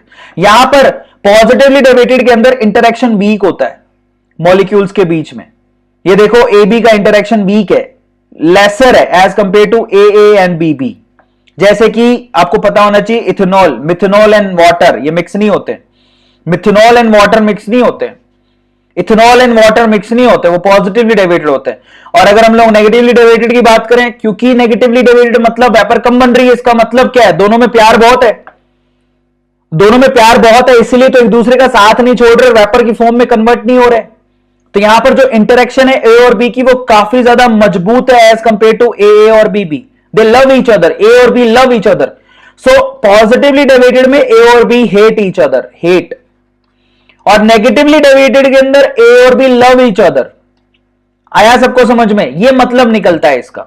तो इसीलिए उसको बोलते हैं कि आइडियल और नॉन आइडियल सॉल्यूशन में डिफरेंस होता है। और याद करने वाली परफेक्ट बात अगर मैं बताऊं तो मतलब क्या निकलता है मेरी तरफ से, अगर स्ट्रेट फॉरवर्ड में बात बोलूं तो मतलब स्ट्रेट फॉरवर्ड ये निकलता है, जरा आप इसको चेक कर लेना। आइडियल सॉल्यूशन के अंदर डेल्टा एच 0 होता है, डेल्टा वी 0 होता है। आया समझ में? और दे हेट ईच अदर, ये सबसे मेन चीज है। लेकिन नॉन आइडियल सॉल्यूशन दो तरह के होते हैं, पॉजिटिवली और नेगेटिवली। पॉजिटिव में डेल्टा एच की value greater than 0, delta V की वैल्यू मी of mixing greater than 0। Negative में डेल्टा एच की value less than 0, delta V of mixing भी less than 0। Are you getting my point? तो इसको बोलते हैं, इसको डिफरेंस को अगर आपने समझ में आ गया, ये टेबल अगर आपको याद हो गई तो आपकी बल्ले बल्ले है। इसको समझने का तरीका है, अगर कोई पॉजिटिवली डेविएटेड है इसका मतलब वेपर ज्यादा बन रही है, वेपर ज्यादा बन रही है इसका मतलब मॉलिक्यूल हेट ईच अदर। समझ में आ गया? यानी कि फोर्स ऑफ अट्रैक्शन वीक है, तभी वेपर ज्यादा बन रही है। समझ में आया? ये बस यही कहानी है। चलो, तो अब हम पॉजिटिव और नेगेटिव के बाद कॉलिगेटिव प्रॉपर्टी पर आते हैं, which is again a most important topic in solution, the most important topic that is colligative property. तो अब आपका रियल टॉपिक आया जिसको हम लोग बोलते हैं कॉलिगेटिव प्रॉपर्टी। चलें, आप लोग तैयार हो क्या कॉलिगेटिव प्रॉपर्टी के लिए? कौन कौन तैयार है? एकदम जल्दी से बताओ, who is ready for colligative properties? Basically colligative properties ऐसी प्रॉपर्टीज होती हैं जो सॉल्यूट की क्वांटिटी पे डिपेंड करती हैं। ओके, दोबारा बोलता हूं, colligative properties are those properties of solution which depends only on the quantity of solute। solute की क्वांटिटी पे डिपेंड करती है, क्वांटिटी ऑफ solute बहुत इंपॉर्टेंट है। ठीक है, अब कॉलिगेटिव प्रॉपर्टी को आगे बताने से पहले मैं आप लोगों को वेदांतों की तरफ से एक बढ़िया इंफॉर्मेशन देना चाहता हूं जो आपने अपने जूनियर भाई बहन को दे सकते हो जो कि 12th क्लास में है। तो आप लोग मुझे बताओ कि कितने बच्चे, अभी चैप्टर बाकी है, कहीं जाना मत, इंफॉर्मेशन दे रहा हूं छोटी सी। तो अगर कोई 12th क्लास में आपका छोटा भाई बहन है तो वेदांतों की तरफ से एक इंफॉर्मेशन है आपको। ठीक है, अगर उसके पास 1 साल है, जो अगली बार एग्जाम देगा 2021 में जो एग्जाम देगा ना, उसके लिए है कि हम एक प्रो सब्सक्रिप्शन लॉन्च कर रहे हैं, वेदांतु प्रो बोलते हैं उसको। ठीक है, और अगर आप प्रो वेदांतु सब्सक्रिप्शन लेना चाहते हैं, आपका जूनियर अपने छोटे भाई बहन को दिलवाना चाहते हैं, चाहे वो 11th ग्रेड का हो, 12th ग्रेड का हो, ग्रेड सेलेक्ट करके उसको प्रो सब्सक्रिप्शन लेना है और प्रो सब्सक्रिप्शन से वो हमारे वेदांतु के प्लेटफॉर्म पे बहुत ज्यादा फायदे हैं।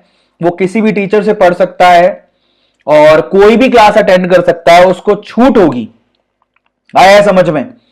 और उसको ज्वाइन करने का तरीका क्या है? पहले वो ग्रेड को सेलेक्ट करे, 12th में आता है, फिर वो 2021 का नीट की तैयारी कर रहा है, इसको सेलेक्ट कर ले। सेलेक्ट करने के बाद ये एक्चुअली प्रो सब्सक्रिप्शन आपको मात्र 5,949 रुपीज में मिल रहा है, 49 रुपए में, जिसके लिए मैं कूपन कोड दे रहा हूं। अभी लेक्चर खत्म नहीं हुआ है, कहीं जाना मत। और वो है, इसके लिए आपको कोड दे रहा हूं, ये अभी आपके भाई बहन के लिए आप दिलवा सकते हो, अभी तो बहुत ही कम पैसों में मिल रहा है, जिसको बोलते हैं AA Pro। लिंक क्या है? That is vdnt.in/YT Pro। ये आप लोग याद रखना, ये हमारा लिंक जिसपे जाके आप लोगों को प्रो सब्सक्रिप्शन लेना है। अपने जूनियर भाई बहन को जरूर बता देना, काम आएगा। चलिए कॉलिगेटिव प्रॉपर्टी की तरफ चलते हैं। देखो कॉलिगेटिव प्रॉपर्टी क्या होती है? Colligative properties are those properties which only depends upon the quantity of solute। जो सोल्यूट की क्वांटिटी पे डिपेंड करती है। आप नाम देख लो मैं किसकी बात बोल रहा हूं, सोल्यूट की क्वांटिटी पे डिपेंड करती है। ठीक है, अब कॉलिगेटिव प्रॉपर्टी कितने तरह की होती है? 4 तरह की कॉलिगेटिव प्रॉपर्टी आपको देखने को मिलेगी। पहला है एलिवेशन, पहला है हमारे पास RLVP, ये फर्स्ट है जिसको हम पहली बार में पढ़ेंगे, जिसको बोलते हैं relative lowering of vapour pressure, RLVP, relative lowering of vapour pressure. ठीक है, फिर दूसरा है एलिवेशन इन बॉइलिंग पॉइंट। ठीक है, तीसरी होती है डिप्रेशन इन फ्रीजिंग पॉइंट।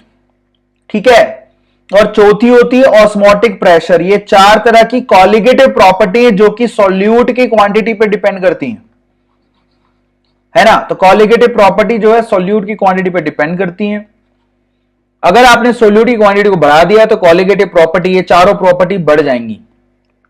सबसे पहले अपन RLVP की बात करते हैं, relative lowering of vapour pressure, और यही टॉपिक है जो सबसे ज्यादा इंपॉर्टेंट है। Now let's talk about RLVP, relative lowering of vapour pressure.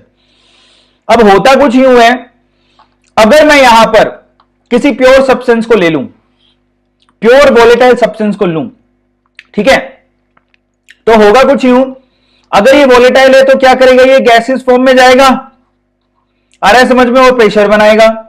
अब क्योंकि अभी ये सिर्फ प्योर ही है तो इसके वेपर प्रेशर को बोल देता हूं PA0।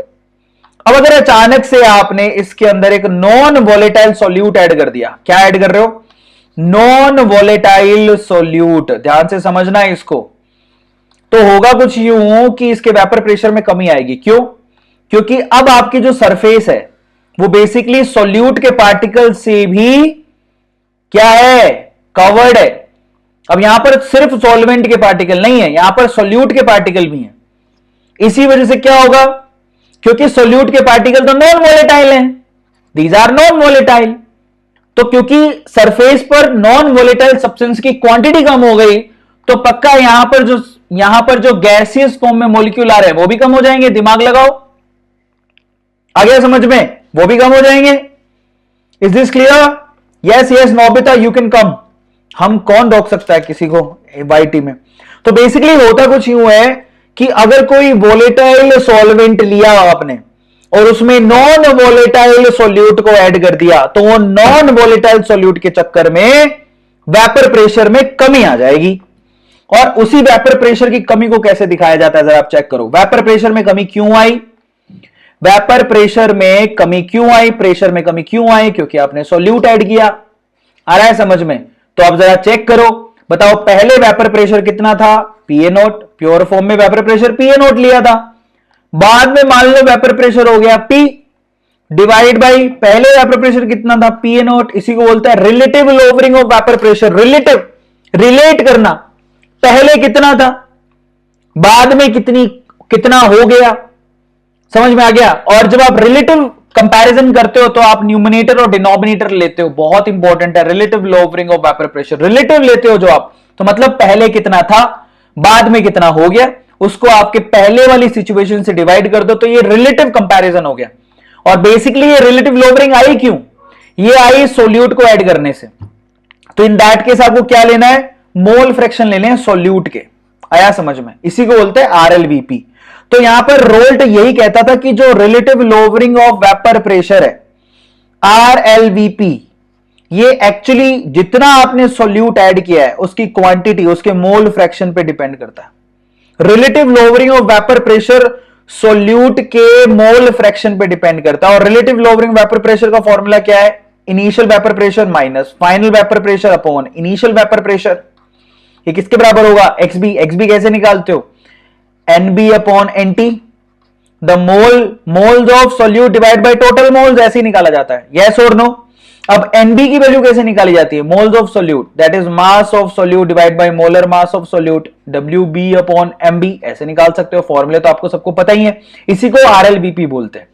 अब अगली कोलिगेटिव प्रॉपर्टी है, property number 2, elevation in boiling point. लेकिन एलिवेशन इन बॉइलिंग पॉइंट से पहले आपको यह पता होना चाहिए कि बॉइलिंग पॉइंट होता क्या है। What do you mean by boiling point? तो मैं आपको समझाता हूं बॉइलिंग पॉइंट क्या होता है। सबसे पहले तो देखो बॉइलिंग पॉइंट आप कैसे निकालते हो। आप किसी सब्सटेंस को गर्म करो, मान लो एक कंटेनर लिया, उसमें पानी डाल दिया आपने। क्या डाल दिया? पानी। सो दिस इज वाटर, मान लेते हैं पानी। अब उसको आप गर्म करो, नीचे से ताता करो। ताता समझते हो? गर्म करो, हीट लगाओ। जब इसको गर्म करोगे तो धीरे धीरे क्या होगा? ये पानी किस में कन्वर्ट होगा? स्टीम में। और जैसे ही स्टीम में कन्वर्ट होने लगेगा तो ये प्रेशर बनाएगा, इसी को बोलते हैं वेपर प्रेशर। जब इस स्टीम का वेपर प्रेशर आपके एटमॉस्फेरिक प्रेशर के बराबर हो जाए, जब इस स्टीम का वेपर प्रेशर एटमॉस्फेरिक प्रेशर के बराबर हो जाए, एटमॉस्फेरिक प्रेशर कितना होता है? 1 atm, उसके बराबर हो जाए, बस उसी टेम्परेचर को क्या बोलते हैं? बॉइलिंग पॉइंट कहते हैं। जरा समझो उसको ग्राफिकली कैसे समझाऊंगा। ये आपके पास ग्राफ दिया हुआ है। आपने क्या किया? धीरे धीरे सॉल्वेंट यानी कि पानी को गर्म करना शुरू किया। टेम्परेचर बढ़ाते गए बढ़ाते गए बढ़ाते गए बढ़ाते गए बढ़ाते गए बढ़ाते गए बढ़ाते गए बढ़ाते गए बढ़ाते गए बढ़ाते गए और एक टाइम ऐसा आया जब ये किसको टच कर रहा है? जरा आप देखो, 1 atm को टच कर रहा है। दिखाई दे रहा है सबको 1 atm को? समझ में आया? अब बस इसी पॉइंट को, यही टेम्परेचर आप नीचे लेके आओ, नीचे लेके आओ। इसी को बोलते हैं बॉइलिंग पॉइंट, पानी का या सॉल्वेंट का बॉइलिंग पॉइंट। आया समझ में? तो इस ग्राफ को बनाने का तरीका बहुत ही सिंपल था। आप धीरे धीरे क्या करो? सॉल्वेंट के टेम्परेचर को बढ़ाओ। एक वक्त ऐसा आएगा जब वो 1 atm की लाइन को काटेगा। बस उसी टाइम पे जो टेम्परेचर है उसी को बोलते हैं boiling point of that solvent. आया सबको समझ में? अब मजे की बात, मजे की बात आपने क्या करी? मैं मान लेता हूं कि मैं पानी के अंदर, मैं उस पानी के अंदर नमक डाल दूं। ऊपर से क्या डाल रहा हूं? नमक, सॉल्ट डाल देता हूं। ठीक है? अगर मैंने इसमें नमक डाल दिया, शुगर डाल दी, शुगर डाल दो, आपकी मर्जी है, शुगर डाल दो। तो आपको पता है कि आपने क्या किया? एक पानी जो कि वोलेटाइल सब्सटेंस है, उसमें एक नॉन वोलेटाइल चीज डाल दी। शुगर एक नॉन वोलेटाइल चीज होती है, तो क्या होगा? वेपर प्रेशर में कमी आएगी। तो देखो, पहले सॉल्वेंट की लाइन ये थी, अचानक से जैसे आपने उसके अंदर चीनी डाल दी तो अब सॉल्वेंट से वेपर प्रेशर कम हो गया, तो वो नीचे आ गया। अब क्या होगा? अब क्योंकि आपने ऐसी चीज डाल दी जिससे उसका वेपर प्रेशर कम हो गया, तो आपको ज्यादा हीट करना पड़ेगा। तो धीरे धीरे आपने हीट करना शुरू किया, करा करा करा करते गए करते गए करते गए करते गए। अब वो 1 atm की लाइन को कहां काट रहा है? इस पर्टिकुलर पॉइंट पर। अब देखो, आप जरा चेक करो, अब जो आपके पास टेम्परेचर आ रहा है टीबी, वो किसका बॉइलिंग पॉइंट है?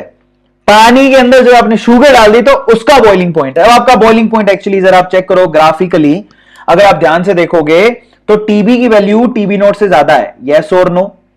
टीबी की वैल्यू टीबी नॉट से ज्यादा है। अब आपको मजे की बात बताता हूं, प्योर पानी अगर 100 डिग्री सेल्सियस पे बॉईल होता है, तो अगर आपने पानी में नमक डाल दिया तो वो अबव 100 डिग्री सेल्सियस पे बॉईल होगा, पक्का।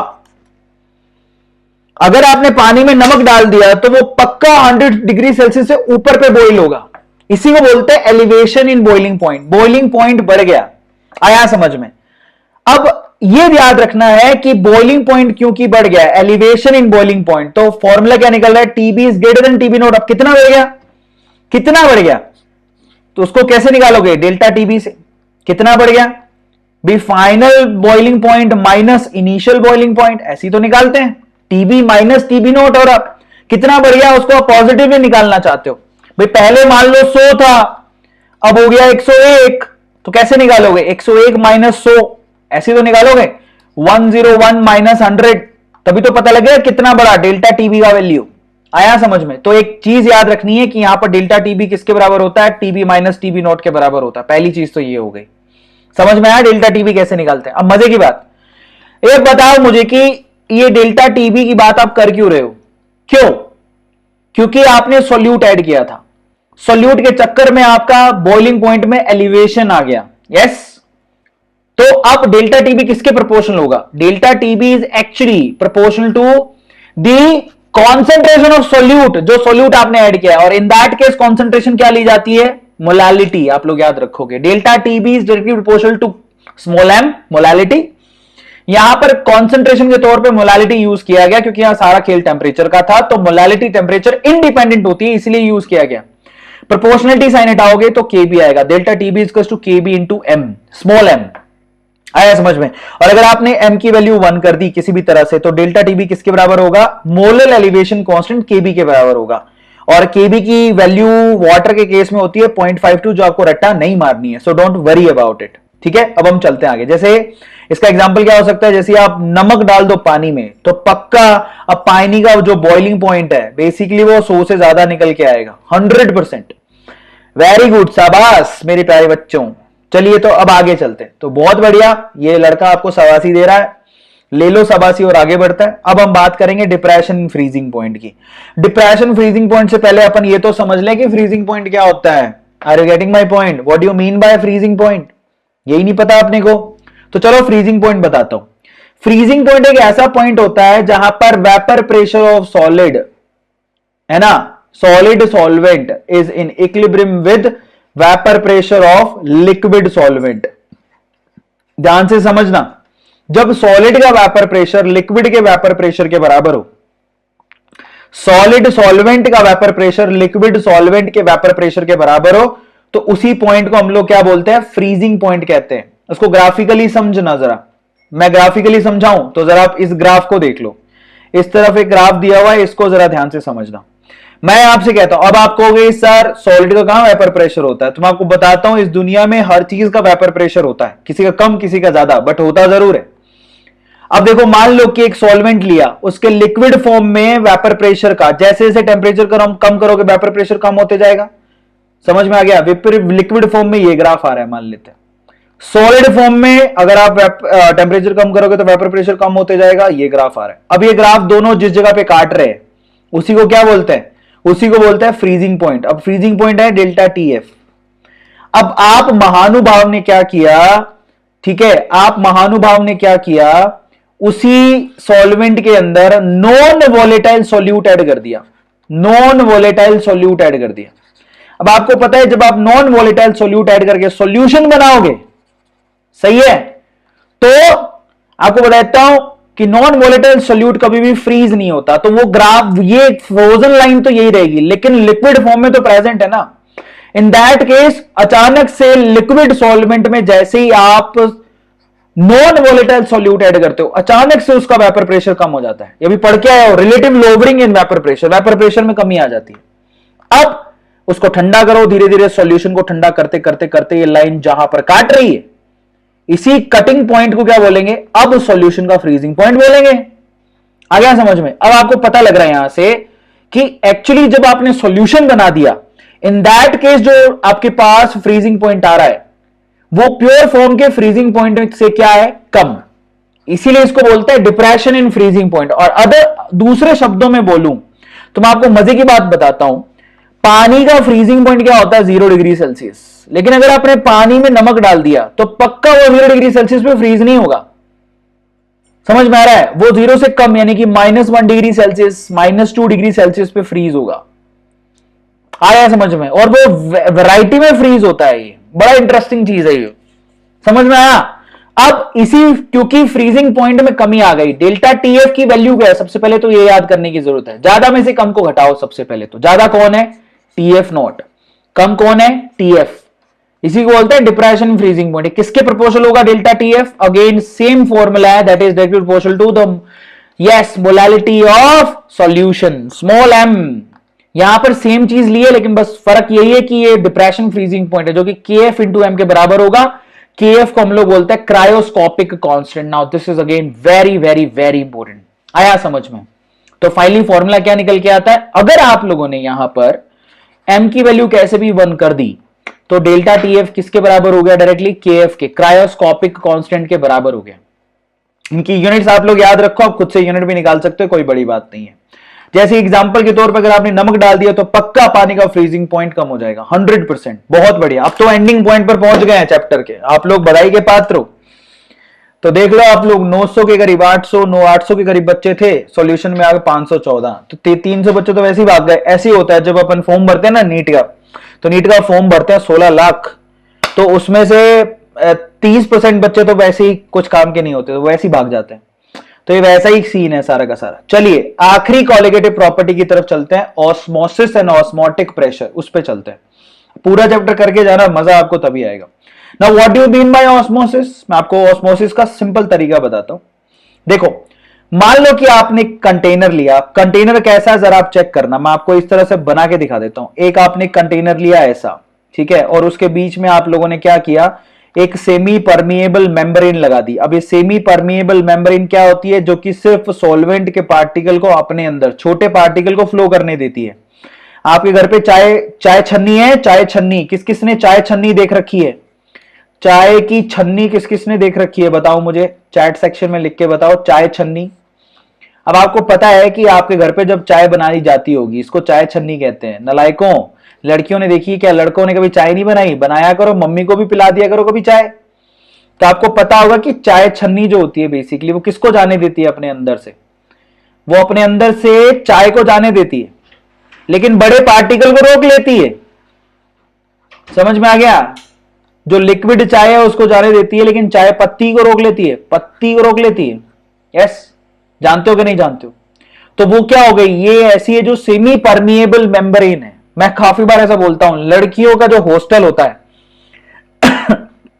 लड़कियों का या किसी का भी हॉस्टल हो लड़कियों का हॉस्टल के आगे जो गेट लगा होता है वो कैसा है? मतलब किसी का भी गेट बोल लो, वो गेट सेमी परमिएबल मेम्ब्रेन है। उसके अंदर लड़कियां तो जा सकती हैं विद परमिशन, लेकिन लड़के तो नहीं जा सकते। यस और नो? क्या लड़कियों के हॉस्टल में लड़के जा सकते हैं ऐसे खुले? नहीं, लड़कियां जा सकते हैं लेकिन लड़के नहीं जा सकते। तो लड़कियों के जो हॉस्टल का गेट होता है वो सेमी परमिएबल मेम्ब्रेन है, मतलब वो किसी को परमिशन दे रहा है, किसी को नहीं। लड़का कौन जा सकता है? जो लड़कियों का भाई हो। आ गया समझ में? तो लड़की का भाई तो जा सकता है, लेकिन कोई और लड़का नहीं जा सकता। तो that is called semi permeable membrane. वो किसी को परमिशन दे रहा है, किसी को नहीं दे रहा। तो यहां पर सेमी परमिएबल मेम्ब्रेन की खास बात ये होती है कि ये सॉल्वेंट पार्टिकल को परमिशन देता है। कहता है सॉल्वेंट पार्टिकल तुम जाओ, बहो। ये अगर कोई सॉल्वेंट पार्टिकल यहां होगा तो वो इससे जा सकता है, यहां पर आ सकता है, लेकिन वो सोल्यूट पार्टिकल को परमिशन नहीं देता। अब आप पूछोगे क्यों? क्योंकि बेटा सोल्यूट का जो पार्टिकल होता है वो साइज में सॉल्वेंट पार्टिकल से बड़ा होता है। आया समझ में? ये रीजन होता है। सोल्यूट का पार्टिकल साइज में हमेशा सॉल्वेंट के पार्टिकल से बड़ा होता है, इसलिए सोल्यूट का पार्टिकल कभी नहीं निकल पाता, सॉल्वेंट का पार्टिकल निकल पाता है। अब आप जरा चेक करो, अगर मैंने इस तरफ मान लेते हैं कि अब ये तो ऐसे ही दे रखा है, ध्यान से समझना है इसको। अगर मैंने इसको दूसरे तरीके से समझाता हूं। अगर मैंने मान लो इस तरफ प्योर वाटर भर के रखा है, प्योर वाटर, ध्यान से समझना है इसको, और यहां पर मैंने ना प्योर वाटर नहीं, समंदर का पानी, समंदर का पानी तो प्योर नहीं होता, सी वाटर यहां भर के रखा है। अब आप लोग बताओ, बीच में लग रही है हमारे पास सेमी परमिएबल मेम्ब्रेन, ये क्या है? This is semi permeable membrane, SPM. अब सेमी परमिएबल मेम्ब्रेन जो है वो किसको यहां से इजाजत देगी? सेमी परमिएबल मेम्ब्रेन किसको इजाजत देगी? सॉल्वेंट के पार्टिकल को। अब बताओ, कोई चीज कहां से कहां फ्लो होती है? हाई कॉन्सेंट्रेशन से लो कॉन्सेंट्रेशन की तरफ फ्लो होती है। अब सॉल्वेंट का पार्टिकल कहां से कहां फ्लो होगा? जहां पर सॉल्वेंट की क्वांटिटी ज्यादा है, ज्यादा से कम की तरफ फ्लो होगा। अब बताओ कि सॉल्वेंट की क्वांटिटी ज्यादा कहां है? भाई प्योर फॉर्म में सॉल्वेंट सबसे ज्यादा होगा, क्योंकि यहां तो सिर्फ सॉल्वेंट ही है, सॉल्वेंट यहां पर हाई होगा। जबकि सी वाटर में सॉल्वेंट नहीं, सॉल्वेंट के साथ पानी भी है, तो यहां सॉल्वेंट के साथ नमक भी है, तो यहां पर सॉल्वेंट लो क्वांटिटी में होगा। तो आप लोग मुझे ध्यान से समझना, इस एरो को मत देखो, ये तो प्रेशर बनाने की बात होता है, इसको मत देखना। अब होगा कुछ यूं कि यहां से हाई कॉन्सेंट्रेशन से लो कॉन्सेंट्रेशन की तरफ कौन जाएगा? सॉल्वेंट का पार्टिकल फ्लो हो जाएगा। उससे तो हमें नुकसान हो रहा है, क्योंकि प्योर वाटर से निकल निकल के, प्योर वाटर से मॉलिक्यूल निकल निकल के कहां पर जा रहे हैं? सी वाटर में घुलने जा रहे हैं। तो हमारे को तो पानी पीने को मिलेगा ही नहीं, क्योंकि समंदर का पानी तो हम पी नहीं सकते। अब इसी नेचुरल फिनोमिना को ध्यान से समझना, इसी नेचुरल फिनोमिना को जहां पर, इसी नेचुरल फिनोमिना को ध्यान से समझना जो मैं बोल रहा हूं, इसी नेचुरल फिनोमिना को जहां पर सॉल्वेंट के पार्टिकल फ्रीली फ्लो होते हैं, फ्रीली, उसी को क्या बोलते हैं? Osmosis. Osmosis is the process where solvent particle freely move from semi permeable membrane। आया समझ में? ऑस्मोसिस क्या होता है? Osmosis is the process where the pure solvent particle and easily move from the semi permeable membrane from low concentration to high concentration. अब इसको check करो, देखो ये है तरीका इसको समझने का। यहां पर ये देखो, आराम से सारे के सारे पार्टिकल यूं निकल के जा रहे हैं। इसी नेचुरल फिनोमिना को ऑस्मोसिस कहा जाता है। आया समझ में? इसी को कहा जाता है। अब अगर मैं करूं एक काम, मैं क्या करूं? अभी अचानक से फ्लो हो रहा था, इधर से फ्लो हो गया, तभी तो इधर की तरफ गया। अगर मैं यहां पर प्रेशर बना दूं अच्छा खासा, मैंने प्रेशर बना दिया एक तरफ, यहां पर मैं अच्छा खासा प्रेशर बना दूं, इतना प्रेशर कि वो ऑस्मोसिस को रोक दे। ध्यान से सुनना, अगर मैं यहां पर एक इतना प्रेशर बना दूं कि वो ऑस्मोसिस को रोक दे, यानी कि यहां से फ्लो हो ही ना पाए, उसी को क्या बोलते हैं? उसी प्रेशर को क्या बोलते हैं? ऑस्मोटिक प्रेशर, जिसको पाई से रिप्रेजेंट करते हैं। ध्यान से सुनना, अगर मैं ऐसा प्रेशर बना दूं जिससे ऑस्मोसिस रुक जाए, समझ में आ गया? फ्लो खत्म हो जाए, उसी प्रेशर को क्या बोलते हैं? Osmotic pressure. ऑस्मोटिक प्रेशर का मतलब होता है the pressure where osmosis stop, where osmosis stop, उसी को ऑस्मोटिक प्रेशर कहते हैं। अब इसको रिप्रेजेंट करने का तरीका होता है, मैथमेटिकली कैसे रिप्रेजेंट करते हैं? I will tell you, very simple. That is, देखो जरा चेक करो, पीवी इक्वल्स टू एनआरटी पढ़े हो कि नहीं पढ़े हो? PV equals to NRT, yes और no? PV equals to NRT, yes. यहां पर पी इक्वल्स टू क्या लिखूं? N by V into R into T. तो पी इक्वल्स टू क्या हो गया? एन बाई वी क्या होता है? M, molarity into R into T. यहां पर कॉन्सेंट्रेशन, यहां पर प्रेशर के केस में आप किससे रिप्रेजेंट करते हो? पाई से। पाई आपका ऑस्मोटिक प्रेशर है, ओपी। एम यहां पर रिप्रेजेंट करते हो सी से, सी माने कॉन्सेंट्रेशन, आर और टी एज इट इज है, आर माने गैस कांस्टेंट, टी माने टेम्परेचर। तो फॉर्मूला क्या निकल के आ गया? Pi equals to C R T. खत्म हो गया कहानी। Pi equals to C R T ऐसे लिखा जाता है। सबको समझ में आया? इसको बोलते हैं ऑस्मोटिक प्रेशर। अब आपको मैं इंपॉर्टेंट चीज बताता हूं। अगर किन्हीं दो सॉल्यूशन के ऑस्मोटिक प्रेशर बराबर है, पाई 1 इक्वल्स टू पाई 2, इनको बोलते हैं आइसोटोनिक सॉल्यूशन। ध्यान से सुनना, अगर किन्हीं दो सॉल्यूशन के ऑस्मोटिक प्रेशर बराबर है तो उनको आइसोटोनिक सॉल्यूशन कहा जाता है। अगर किसी सॉल्यूशन का ऑस्मोटिक प्रेशर किसी दूसरे से ज्यादा है, समझ में आ गया? तो जिसका कम है उसको क्या बोला जाता है? Hypotonic. Solution 1 is hypotonic as compare to solution 2। और अगर मान लो कि पहले सॉल्यूशन का ऑस्मोटिक प्रेशर दूसरे से ज्यादा है, तो पहले वाले को क्या बोलेंगे? हाइपरटोनिक। जिसका कम है उसको हाइपो बोलेंगे, जिसका ज्यादा है उसको हाइपर बोलेंगे। आया समझ में? सिंपल तरीका है। और अगर बराबर है तो आइसोटोनिक बोलेंगे। सबको समझ में आया? बहुत अच्छी बात है। अब बोलते हैं रिवर्स ऑस्मोसिस क्या होता है। रिवर्स ऑस्मोसिस में क्या होगा जरा आप चेक करो। भाई पहले तो क्या हो रहा था? आसानी से यहां से प्योर वाटर से निकल निकल के समंदर के पानी की तरफ कौन जा रहा था? सॉल्वेंट। अचानक से मैंने प्रेशर बनाया तो ये रुक गया। अगर मान लो मैं थोड़ा ज्यादा प्रेशर बना दूं, तो थोड़ा अगर मैं ज्यादा प्रेशर बना दूं सोल्टी वाटर पे, तो क्या होगा? सारे के सारे यहां से सॉल्वेंट के पार्टिकल कहां से निकल के जाएंगे? अगर मैंने थोड़ा ज्यादा प्रेशर इस तरफ डाल दिया तो सॉल्वेंट का पार्टिकल तो फ्रीली मूव हो सकता है सेमी परमिएबल मेम्ब्रेन से, तो फ्रीली मूव हो के कहां जाएगा? फ्रेश वाटर की तरफ। इसी तरह से आपका आरओ काम करता है। आरओ रिवर्स ऑस्मोसिस में काम करता है, जहां पर गंदा पानी आप लोग डालते हो और उस पर प्रेशर बनाया जाता है, और गंदे पानी से साफ पानी निकल निकल के कहां पर आता है? इधर फ्रेश वाटर की तरफ, जिसको आप पीते हो। इसी को बोलते हैं रिवर्स ऑस्मोसिस। समझ में आया? चलिए फाइनली अब हम चेक करेंगे वेंट ऑफ फैक्टर। आखिरी टॉपिक वेंट ऑफ फैक्टर को चेक करते हैं। अभी अपन लोग पढ़ के आए हैं कि जो कॉलिगेटिव प्रॉपर्टी होती है सीपी, वो डायरेक्टली प्रोपोर्शनल होती है number of moles of solute के। अब समस्या ये हो जाएगी, मान लो कि आपके, क्योंकि हम पढ़ चुके हैं कि colligative property is directly proportional to number of moles of solute. अब अगर समस्या तब हो जाएगी, मान लो कि आप गिन के डाले थे कोई सॉल्यूट के पार्टिकल ऊपर से डाले आपने, ठीक है, और आपने गिन के डाले 10, लेकिन वो सॉल्यूट के पार्टिकल अंदर जाके हो गए 20। 10 के 20 कब होंगे? जब वो टूट गए अंदर जाके, डिसोसिएशन हो जाए। तो हम तो देख रहे हैं 10, तो हम तो जो कैलकुलेशन कर रहे थे वो 10 के दिया ब्याफ पे कर रहे थे, पता लगा अंदर जाके भाई साहब हो गए 20। तो एक्चुअल जो कॉलिगेटिव प्रॉपर्टी वो 2 टाइम्स हो गई 10 के, तो हमारे लिए तो समस्या हो गई। एक और एग्जांपल लो, मान लो आपने ऊपर से सॉल्यूट डाला, आपने सॉल्यूट अपनी जान में तो कितना डाला था? 10। अंदर जाके भाई साहब 10 के 5 हो गए, 10 का 5, 10 का 5, 10 का 5। इसको क्या बोलते हैं? मतलब आपने 10 डाले थे तो दो दो आपस में जाके जुड़ गए, अंदर जाके शादी कर ली उन्होंने। इसको बोलते हैं एसोसिएशन। अब आपने तो कैलकुलेशन करी थी 10 के हिसाब से कॉलिगेटिव प्रॉपर्टी की, अंदर जाके भाई साहब ये तो 5 हो गए। समझ में आया? तो हमारी कैलकुलेशन तो गलत हो गई ना। मतलब अगर सॉल्यूट बेवफा निकले, अगर सॉल्यूट ही बेवफा निकले, अंदर जाके वो डिसोसिएट हो जाए या फिर अंदर जाके एसोसिएट हो जाए, तो हमारी तो कैलकुलेशन खराब हो गई। आया समझ में? तो इस बेवफाई को ठीक करने का जिम्मेदारी किसने उठाई? वेंट ऑफ फैक्टर ने। किसने उठाई?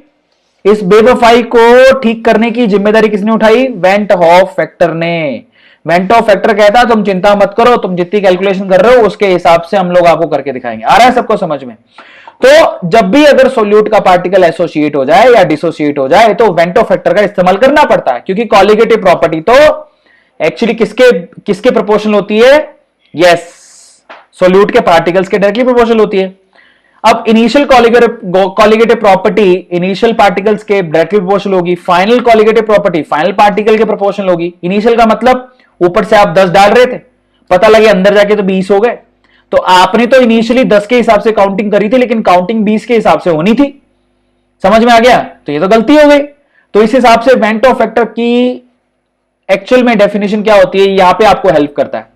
कहता है colligative property final divided by colligative property initial, इसी को बोलते हैं वेंट ऑफ फैक्टर, या number of moles of solute final divide by number of moles of solute initial, इसी को बोलते हैं van't Hoff factor. Are you getting my point?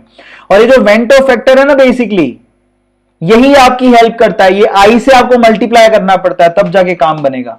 तो आई से कैसे कैसे मल्टीप्लाई करेंगे जरा आप चेक करो। तो आपका पहला है relative lowering of vapour pressure, RLVP के फॉर्मूले को आई से मल्टीप्लाई करो वेंट ऑफ फैक्टर से, ठीक है, क्योंकि कॉलिगेटिव प्रॉपर्टी है। बॉइलिंग पॉइंट को आई से मल्टीप्लाई करो क्योंकि कॉलिगेटिव प्रॉपर्टी है। फ्रीजिंग पॉइंट को आई से मल्टीप्लाई करो क्योंकि कॉलिगेटिव प्रॉपर्टी है। ऑस्मोटिक प्रेशर को आई से मल्टीप्लाई करो क्योंकि colligative property. Now we have to multiply with this factor अगर डिसोसिएशन या एसोसिएशन हो रहा है तो। आ रहा है समझ में? अब मजे की बात बताता हूं आपको। देखो सिंपल सी बात है, अगर कोई डिसोसिएशन ना हो, no dissociation no association, in that case I का वैल्यू क्या होगा? 1। अगर कोई डिसोसिएशन एसोसिएशन हो ही नहीं रहा तो आई का वैल्यू 1 है। आ गया समझ में? लेकिन अगर डिसोसिएशन एसोसिएशन हो रहा है तो मैं आपको बताता हूं। अगर एसोसिएशन हो रहा है, एसोसिएशन का मतलब आपने डाले थे एन, ए के कितने डाले थे? एन, अंदर जाके भाई साहब ये सारे जुड़ गए, एन हो गए। आ रहा है समझ में? इसको बोलते हैं association. In that case van't Hoff factor की फॉर्मूला होती है 1 minus alpha plus alpha by N. Please आप इसको याद कर लो, बहुत इंपॉर्टेंट है, ड्राइव करने की जरूरत नहीं है। यहां पर अल्फा क्या है? डिग्री ऑफ एसोसिएशन, जो कि आपको क्वेश्चन में दिया होता है। डिग्री ऑफ एसोसिएशन लिख लो, डिग्री ऑफ एसोसिएशन जो आपको क्वेश्चन में गिवन होती है। एन क्या है? एन है यहां पर कितने जुड़े, मतलब अगर डाइमराइज हुआ तो एन की वैल्यू 2 हो गई, ट्राइमराइज हुआ तो एन की वैल्यू 3 हो गई।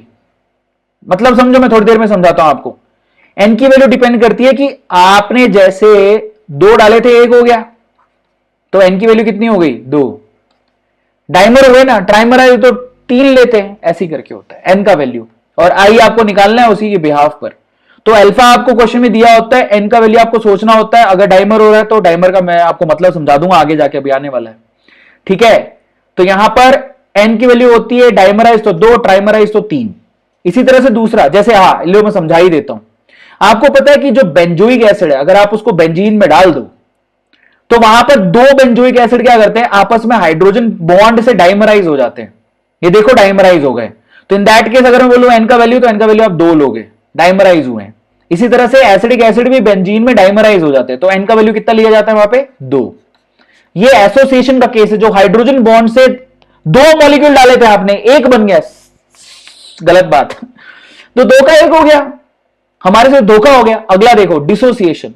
डिसोसिएशन के केस में मान लो आप ऊपर से डाल रहे हो NaCl, अपनी जान में तो आपने एक ही डाला था भाई साहब, अंदर जाके क्या हो गए, Na+ और Cl-, 2 हो गए, तो समस्या होगी ना हमारे लिए। इन दैट केस अगर डिसोसिएशन हो जाए तो आई का वैल्यू कैसे निकालते हैं, 1 - अल्फा प्लस N-अल्फा। देखो दोनों में फर्क क्या है, अगर कोई मुझसे पूछे तो दोनों में फर्क क्या है, बहुत ही चुनिंदा फर्क है जिसको हर एक होशियार बच्चा समझ चुका होगा। तो एसोसिएशन के केस में जब एसोसिएशन हो तो फॉर्मूला क्या था, 1 - alpha plus alpha by n, क्योंकि नंबर ऑफ मोल्स कम हो गए तो डिवाइड करना पड़ा। डिसोसिएशन के केस में जो अभी आप देख रहे हो उसमें आई की वैल्यू किसके बराबर, ये आई की वैल्यू है by the way. Dissociation case में आई की वैल्यू किसके बराबर है, 1 - अल्फा प्लस N-अल्फा, क्योंकि डिसोसिएशन केस में n की वैल्यू बढ़ जाएगी। आया समझ में। अल्फा क्या है यहां पे, degree of dissociation, degree of dissociation ये n का मतलब है, अल्फा का मतलब है। n का मतलब क्या है कि कितने पार्टिकल टूटे। जैसे कि अगर मैं बोलूं, मान लो NaCl डाल दिया मैंने, अंदर जाके टूट के क्या देगा, Na+ और Cl-, तो इसके लिए n का वैल्यू कितना होगा, 2। अगर मान लो कि मैंने डाल दिया AlCl3, मान लेते हैं, अंदर जाके टूटेगा, कैसे टूटेगा, Al+3 में टूटेगा, और प्लस में कैसे टूटेगा, थ्राइस ऑफ Cl-। 3 क्लोरीन के आयन और 1 एल्यूमिनियम के मिलेगा, तो n की वैल्यू कितनी हो गई, 4। आया समझ में। इस तरह से निकालते हैं n का वैल्यू। अल्फा का वैल्यू आपको गिवन होता है, तो आपको सिर्फ सीधी सीधी बात बताऊं, अच्छा एक और चीज समझ लो, what is the relation between colligative property and molar mass. और एक्चुअली कॉलिगेटिव प्रॉपर्टी आपको भी थोड़ी देर पहले बता के आया था कि जो कॉलिगेटिव प्रॉपर्टी होती है वो मोल के सोल्यूट के, यस सोल्यूट के मोल के डायरेक्टली प्रोपोर्शनल होती है। सोल्यूट के मोल कैसे निकाले जाते हैं, given mass by molar mass. तो इसका मतलब क्या हो गया, colligative property is anti proportional to molar mass. अगर मोलर मास घटा तो कॉलिगेटिव प्रॉपर्टी बढ़ेगी। घटने का मतलब क्या है, डिसोसिएशन, तो कॉलिगेटिव प्रॉपर्टी बढ़ गई। और अगर मोलर मास बढ़ा तो कॉलिगेटिव प्रॉपर्टी घटेगी। बढ़ने का क्या मतलब हो गया, एसोसिएशन। मोलर मास कब बढ़ेगा, जब एसोसिएशन होगा। मोलर मास कब इंक्रीज होगा, जब एसोसिएशन होगा। तो कॉलिगेटिव प्रॉपर्टी क्या हो गई, बेसिकली घट जाएगी। समझ में आ गया, सिंपल तरीका है, अभी थोड़ी देर पहले ही देख के आए हो। एसोसिएशन के केस में आई की वैल्यू लेस देन 1 होती है, क्योंकि एसोसिएशन हो गया, पार्टिकल्स की वैल्यू घट गई। डिसोसिएशन के केस में आई की वैल्यू 1 से ज्यादा होती है, क्योंकि पार्टिकल बढ़ गए तो आई की वैल्यू बढ़ गई। आया समझ में, इज दिस क्लियर। अब फाइनली जो आपको याद करनी है वो चीज ये है, क्या याद करनी है, पहले तो वेंटो फैक्टर आई का मतलब क्या होता है, वो होता है colligative property observed, colligative property calculated. दूसरा, एसोसिएशन के केस में आई की वैल्यू लेस देन 1 होती है, और वो वैल्यू कितनी होती है, 1 - alpha plus alpha by n। क्या इसके लिए आपको शक्तिमान बनना पड़ेगा, नहीं। तीसरी वैल्यू क्या है, डिसोसिएशन केस में आई की वैल्यू 1 से ज्यादा होती है, और उसकी वैल्यू कितनी होती है, 1 - अल्फा प्लस N-अल्फा। प्लीज आप इसको नोट डाउन करो, ये 2 फॉर्मूले आपको काम आएंगे। एंड फाइनली एक नोट लगा हुआ है नीचे, वो क्या नोट है जरा आप चेक करो। वो नोट ये है कि depression freezing point is inversely proportional to freezing point. जो डेल्टा TF होता है ना बच्चों, वो इनवर्सली प्रोपोर्शनल होता है TF के।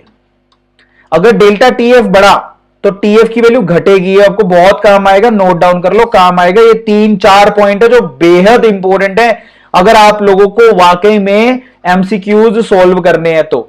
Are you getting my point. दोबारा बोलता हूं, वेंटो फैक्टर क्या होता है, colligative property observe divide by colligative property calculated. Association case में क्या लिखोगे, 1 - alpha plus alpha by n।